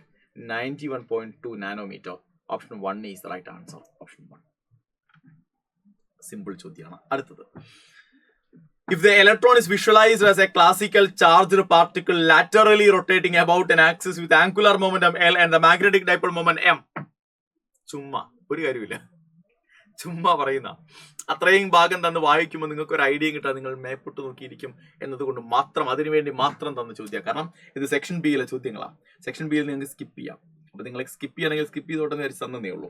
ഇനി ചോദ്യം അതൊന്നുമല്ല. ഇതുമായി ബന്ധപ്പെട്ട ഇത് സ്പിൻ മാഗ്നറ്റ് ഇലക്ട്രോണുകളുടെ ഒരു മൂവ്മെന്റിനെ കുറിച്ച് പറയുന്നു എന്ന് മാത്രമേ ഉള്ളൂ. ഇനി ചോദ്യം അതൊന്നുമല്ല. അങ്ങനെയാണെങ്കിൽ K3Fe F6 എന്ന് പറയുന്നതിൽ മാഗ്നറ്റിക് മൊമെന്റ് എത്ര, സ്പിൻ ഓൺലി മാഗ്നറ്റിക് മൊമെന്റ് എത്രയാണ്? ഇത് നേരെ ചോദിച്ചാൽ മതി, ഈ പാർട്ടിന്റെ ഒരു ആവശ്യമില്ല, വെറുതെ. മക്കളെ K3Fe(F6) എന്ന് പറയുന്നതിൽ അയൺ Fe3+ ആയിട്ടാണ് കിടക്കുന്നത്, ഓക്സിഡേഷൻ നമ്പർ. അപ്പൊ 26 അറ്റോമിക് നമ്പറുള്ള അയണിൽ നിന്ന് 3 ഇലക്ട്രോൺ എടുത്തു പോയി കഴിഞ്ഞാൽ 4s0 3d5 ആകും. 3d5 എന്ന് പറയുമ്പോൾ 5 അൺപെയർഡ് ഇലക്ട്രോണുകളുണ്ട്, n=5. So spin only magnetic moment mu n × n+2 Bohr magnet ആണ്, എല്ലാവർക്കും അറിയാം. റെഡി അല്ലേ? ആണ്. And that is equal to square root of n എത്രയാ? 5 × 5+2 and that is square root of 5 × 7 square root of 35. Square root of 35 എന്ന് പറയുന്നത് എത്രയാ മക്കളെ? ദിസ് ഈസ് ഈക്വൽ ടു 5.9 ആണ് കിട്ടുക. 5.9. ഇതിന്റെ ഒന്നും ആവശ്യമില്ലാതെ തന്നെ n=5 ആണെങ്കിൽ mu എന്ന് പറയുന്നത് 5.9 ആണെന്ന് ഡയറക്റ്റ് ആയിട്ട് നമുക്കറിയാം. And option 3 is right answer. Option 3. പക്ഷെ ചോദ്യം വായിക്കുമ്പോൾ നമ്മൾ ആകെ കൺഫ്യൂസ്ഡ് ആകും, എന്തിനാണ് ഈ പറഞ്ഞിരിക്കുന്ന സാധനങ്ങൾ എന്നൊക്കെ നമുക്ക് മനസ്സിലാക്കണ്ടേ. ഓക്കെ, അടുത്തത്. A certain current liberates 0.5 gram of hydrogen in 2 hours. How many grams of oxygen can be liberated by the same current in the same time? ഒരേ ക്വാണ്ടിറ്റി ഓഫ് ചാർജ് പാസ് ചെയ്തുകൊണ്ട് ഹൈഡ്രജനെയും ഓക്സിജനെ ലിബറേറ്റ് ചെയ്യാൻ ശ്രമിച്ചാൽ ഹൈഡ്രജനെ ഇത്ര liberate ചെയ്യുമെങ്കിൽ ഓക്സിജനെ എത്ര liberate ചെയ്യുന്നതാണ് ചോദ്യം. അപ്പൊ ഫാരഡേയുടെ second law ആണ്. ഫാരഡേയുടെ സെക്കൻഡ് ലോ എന്താ പറയുന്നത്? Mass of hydrogen by mass of oxygen എന്ന് പറയുന്നത് equivalent mass of hydrogen by equivalent mass of oxygen ആണ്. എന്ന് പറഞ്ഞാൽ മാസ് ഓഫ് ഹൈഡ്രജൻ 0.5 ആണ്, മാസ് ഓഫ് ഓക്സിജൻ ആണ് കാണേണ്ടത്. Is equal to equivalent mass of hydrogen 1, equivalent mass of oxygen is 8. So mass of O2 liberated is equal to എത്ര വരും മക്കളെ? 8 × 0.5/1. 8 × 0.5 എന്ന് പറയുന്നത് 4 ആണ്. സോ 4 gram എന്ന ആൻസർ ഉണ്ടോ? Option 3 is right answer. Simple ചോദ്യമായിരുന്നു, വെരി സിമ്പിൾ. ഓക്കെ അല്ലേ? റെഡി അല്ലേടാ? അടുത്ത ചോദ്യം. മാച്ച് ദ ഫോളോയിങ് ആണ് തന്നിരിക്കുന്നത്. ഗ്രൂപ്പ് 13 എലമെന്റുകളാണ് ഓപ്ഷൻ എയിലുള്ളത്, ഐ മീൻ ലിസ്റ്റ് 1 ഗ്രൂപ്പ് 13 എന്ന് പറയുമ്പോൾ ഏറ്റവും ടോപ്പിൽ ബോറോൺ ഉണ്ട്, തൊട്ട് താഴെ ഗാലിയം ഉണ്ട്, സോറി അലൂമിനിയം ഉണ്ട്, അവന്റെയും താഴെ ഗാലിയം ഉണ്ട്, അവന്റെ താഴെ ആരുണ്ട്? ഇൻഡിയം ഉണ്ട്, ഇൻഡിയത്തിന് താഴെ താലിയമുണ്ട്. ബോറോൺ ഏത് പീരീഡിലാണ് വരിക? പീരീഡ് നമ്പർ ആണ് ഞാൻ എഴുതാൻ പോകുന്നത്. പീരീഡ് നമ്പർ ആണ്. പീരീഡ് ഏതാ? രണ്ടാമത്തെ പീരീഡാ. Aluminium 3, gallium 4, indium 5, thallium 6. So ബോറോണിന്റെ ഇലക്ട്രോണിക് കോൺഫിഗറേഷൻ അവസാനിക്കുക 2p1 അലൂമിനിയത്തിന്റെ 3p1 ഗാലിയത്തിന്റെ 4p1 ആൻഡ് ഇൻഡിയത്തിന്റെ അപ്പൊ 5p1 താലിയത്തിന്റെ 6p1 ഇത്രയും അറിഞ്ഞാൽ നിങ്ങൾക്ക് ആൻസർ കിട്ടും. ഇത്രയും അറിഞ്ഞാൽ ആൻസർ കിട്ടും. ഇന്ത്യത്തിന്റെ അവസാനിക്കേണ്ട 5p1 സോ ഇന്ത്യത്തിന് മാച്ച് ആകുന്നത് 4 ആണ്. ഇന്ത്യത്തിന് മാച്ച് ആകുന്നത് 4 ആണ്. Ready?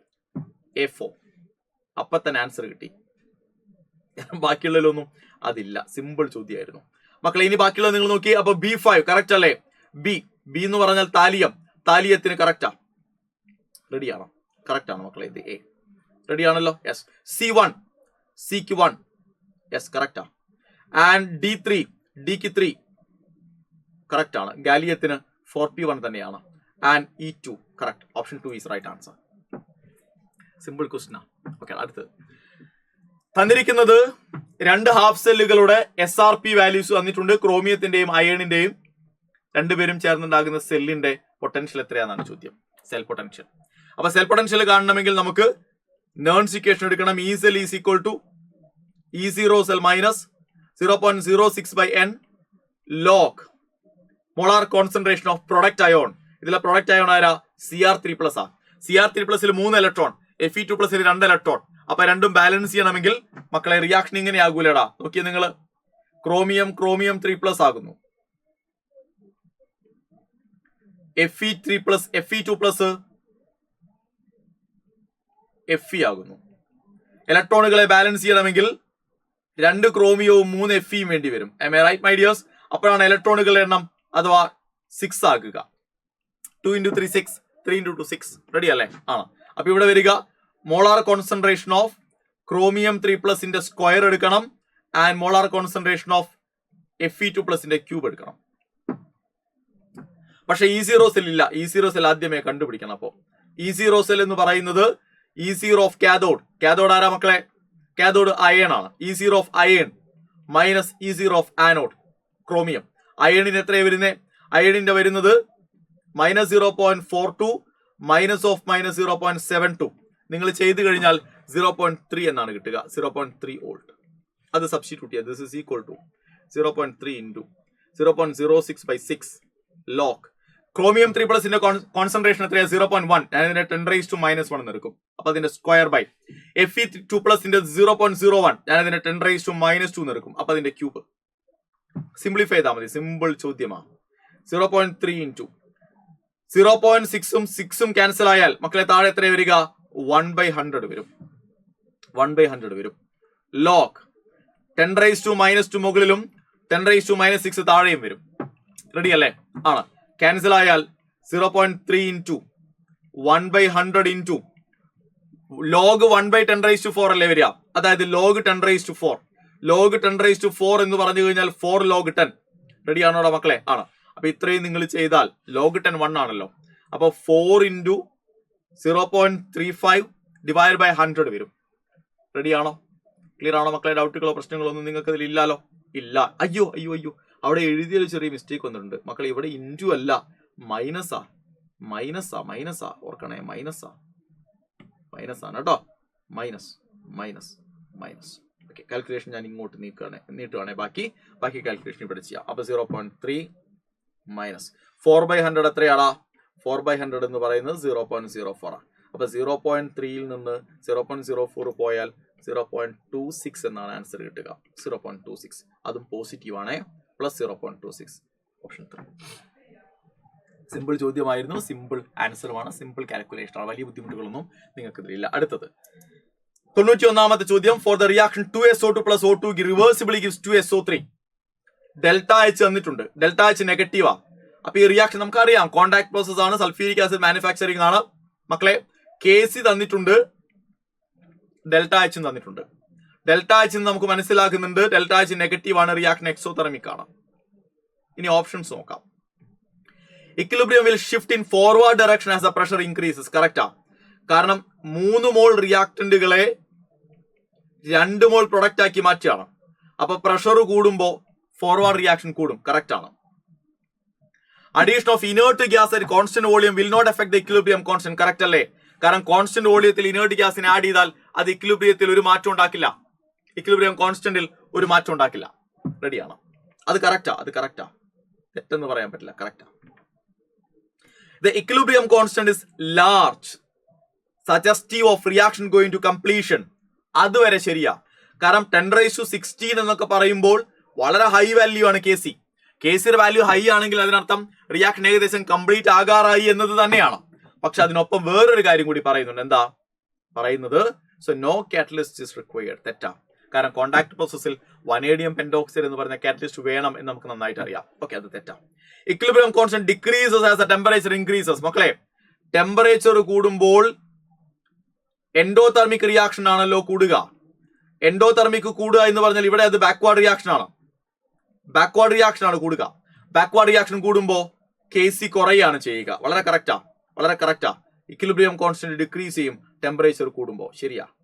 Equilibrium will shift in backward direction as A pressure increases. തെറ്റി. പ്രഷർ കുറയ്ക്കുമ്പോഴാണ് ബാക്ക്വാർഡിലേക്ക് പോകുക. അപ്പൊ ശരിയായത് 1ഉം 2ഉം 3ഉം ശരി. 1ഉം 2ഉം 4ഉം ശരിയാണ് മക്കളെ. Option 2 is right answer. Option 2. Okay, അടുത്തത്.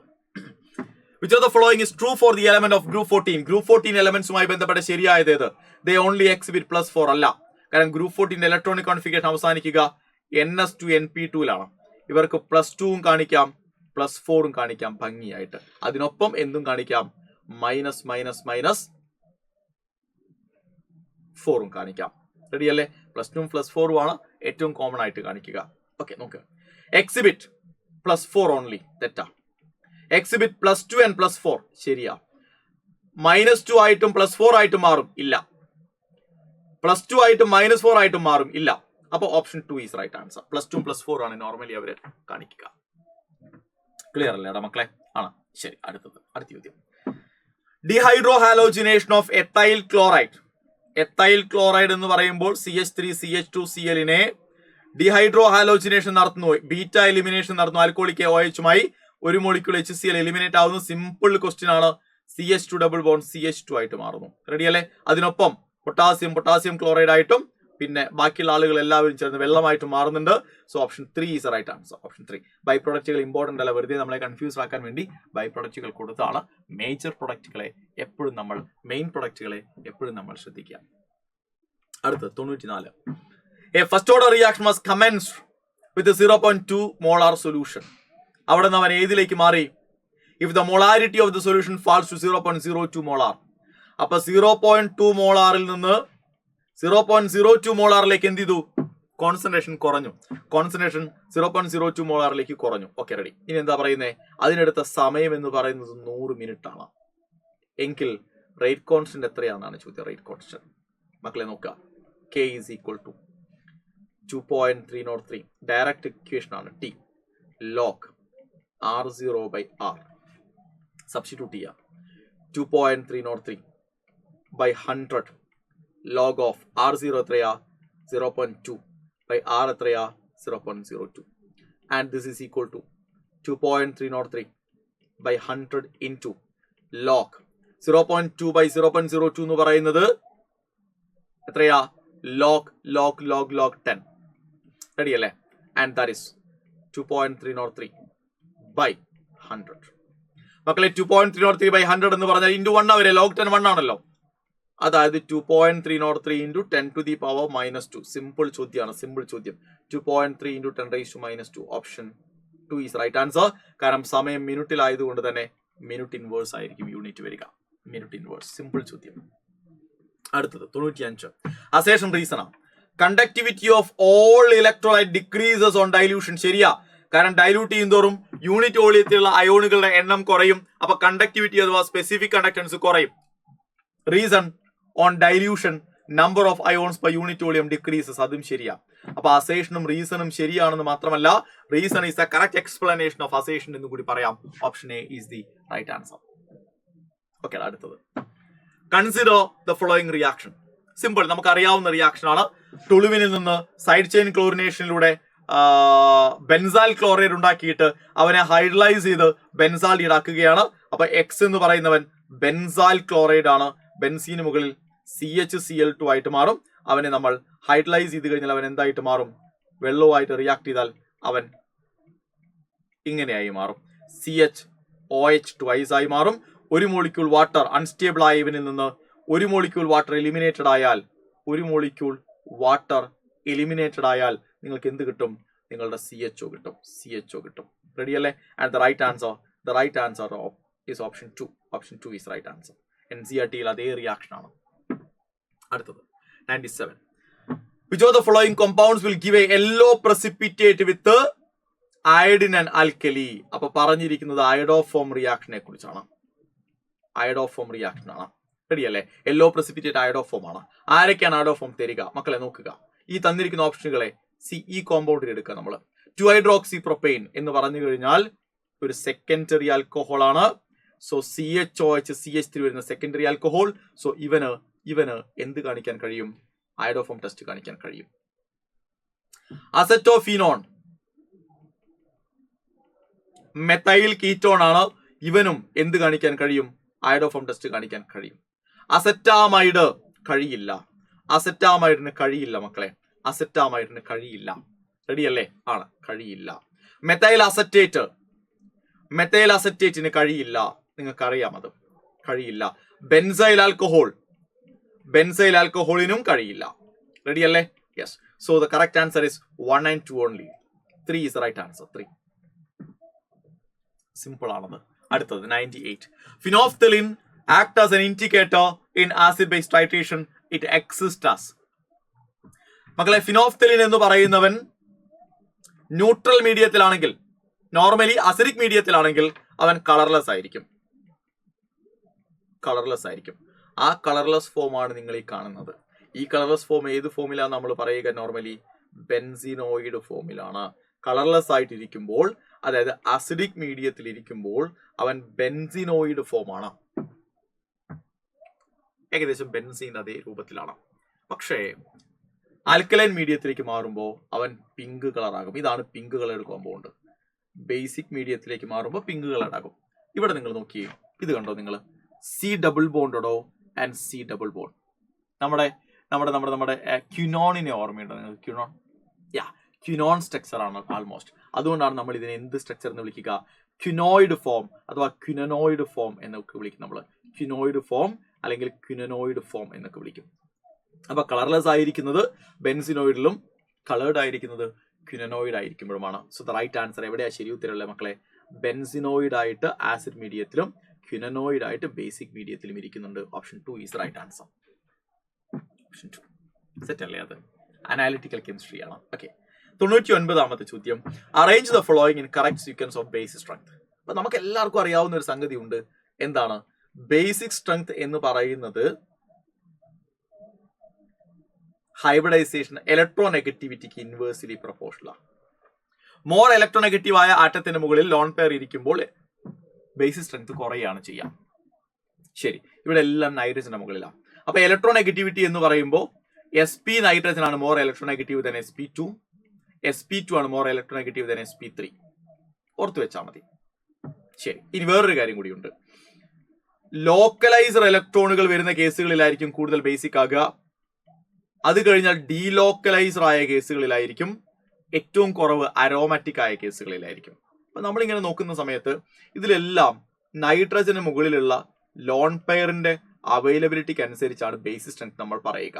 അപ്പൊ ഇതിൽ ഇവൻ പൈറോൾ ഇവൻ എന്താണ്? അരോമാറ്റിക് ആണ്. ഇവൻ അരോമാറ്റിക് ആണ്.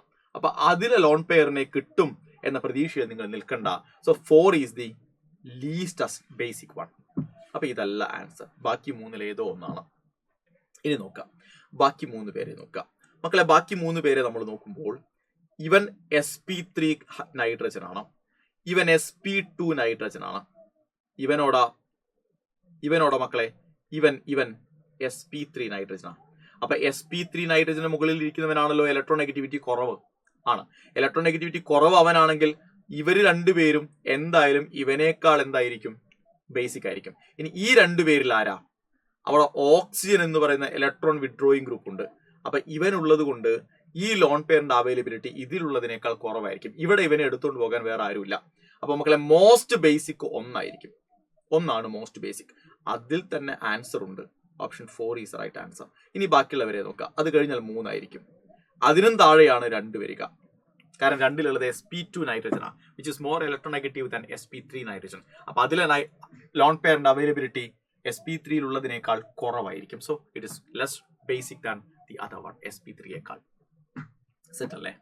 ഓക്കെ അല്ലേ മക്കളെ? Okay, and this was the last question, അവസാനത്തെ ചോദ്യം. Match the reactions given in column 1 with column 2. റിയേജന്റും റിയാക്ഷനുമാണ്. എത്തൈൻ നൈട്രൈലിനെ എത്തനാൽ ആക്കുക എന്ന് പറഞ്ഞാൽ ഒരു നൈട്രൈലിനെ ആൽഡിഹൈഡ് ആക്കുക 2 പേരെ കൊണ്ട് മാത്രം സാധിക്കുന്ന സംഗതിയാണ്. ഒന്ന് സ്റ്റീഫൻ റിയാക്ഷൻ ആണ്, 2 ഡിബെലച്ച് ആണ്. ഡിബെലച്ച് ഇവിടെയുണ്ട്. അപ്പൊ എക്ക് മാച്ച് ആകുന്നത് ഡിബെലച്ച്. അലൈൽ ആൽക്കഹോളുകളെ പ്രൊപ്പീനാൽ ആക്കണം. അലൈൽ ആൽക്കഹോൾ എന്ന് പറയുമ്പോൾ ഇവനാണ് അലൈൽ ആൽക്കഹോൾ. ഇവൻ എന്താക്കി മാറ്റണം? പ്രൊപ്പീനാൽ ആക്കി മാറ്റണം. പ്രൊപ്പീനാൽ, അതായത് ഡബിൾ ബോണ്ടിനെ തൊടാതെ ആരാക്കണം? പ്രൈമറി ആൽക്കഹോളിനെ ആൽഡിഹൈഡ് ആക്കി ഓക്സിഡൈസ് ചെയ്യണം. അതിന് കഴിയുന്നയാൾ PCC ആണ്. PCC കൃത്യമായിട്ട് NC ആയിട്ട് തന്നെ കൊടുത്തിട്ടുള്ളത് PCC ആണെന്ന്. മക്കളെ, ബ്യൂട്ട് ടു ഈനിനെ എത്തനാൽ ആക്കണം. ബ്യൂട്ട് ടു ഈൻ ഇവനെ എത്തനാൽ ആക്കണം. അപ്പൊ എന്തായാലും ഉറപ്പായ 2 എത്തനാൽ ഉണ്ടാകും. കാരണം ഇവിടെ പൊട്ടിച്ച് ഓക്സിജൻ ആഡ് ചെയ്യണം. സോ ഓസോണോളിസിസ് ആണ് മക്കളെ, ഓസോണോളിസിസ്. അപ്പൊ മാച്ച് ആകുന്നത് ഇതാ ഇവിടെയാണ്. സിക്ക് മാച്ച് ആകുന്നത് ഇവിടെയാണ്. And the right answer is AK2 BQ3 CQ1. Option 3 is the right answer മക്കളെ. ഓപ്ഷൻ 3 ആണ് റൈറ്റ് ആൻസർ. അപ്പോൾ 50 ചോദ്യങ്ങൾ. ആ 50 ചോദ്യങ്ങളിൽ 45 എണ്ണമായിരുന്നു നിങ്ങൾ ആൻസർ ചെയ്യേണ്ടത്. സെഷൻ ബിയിലെ 5 ചോദ്യങ്ങൾ നിങ്ങൾക്ക് എന്ത് ചെയ്യാമായിരുന്നു? സ്കിപ്പ് ചെയ്യാമായിരുന്നു. അപ്പൊ സ്കിപ്പ് ചെയ്യേണ്ട ചോദ്യങ്ങൾ ഏതൊക്കെയാണ് എന്ന് തീരുമാനിക്കലാണ് ഏറ്റവും ടാസ്ക് ആയ കാര്യം. ഏതൊക്കെ ചോദ്യങ്ങൾ ചെയ്യണം എന്നതിനേക്കാൾ കൂടുതൽ ഏതൊക്കെ ചോദ്യങ്ങളാണ് നിങ്ങൾ സ്കിപ്പ് ചെയ്യേണ്ടത് എന്ന് തീരുമാനിക്കുന്നതാണ് ഏറ്റവും പ്രധാനപ്പെട്ട കാര്യം. മുമ്പും ഞാൻ പലതവണ അത് പറഞ്ഞിട്ടുണ്ട്. ശ്രദ്ധിക്കണം, നിങ്ങൾ ചോദ്യങ്ങൾ സ്കിപ്പ് ചെയ്യുമ്പോൾ അത് വളരെ പ്രധാനപ്പെട്ട കാര്യമാണ്. ഓക്കെ, അവിടെയാണ് നിങ്ങൾ കൂടുതൽ ശ്രദ്ധ കൊടുക്കേണ്ടത്. അപ്പോൾ അടിപൊളിയായിട്ട് മുന്നോട്ട് പോവുക. ഒരു ടെൻഷനും വേണ്ട. നിങ്ങൾ പഠിച്ചതിൽ നിന്നേ, നിങ്ങൾ കണ്ടതിൽ നിന്നേ ചോദ്യങ്ങൾ വരികയുള്ളൂ. ഗംഭീരമായിട്ട് നിങ്ങൾക്ക് പെർഫോം ചെയ്യാൻ സാധിക്കും. കോൺഫിഡൻ്റ് ആയിട്ടിരിക്കുക. All the best.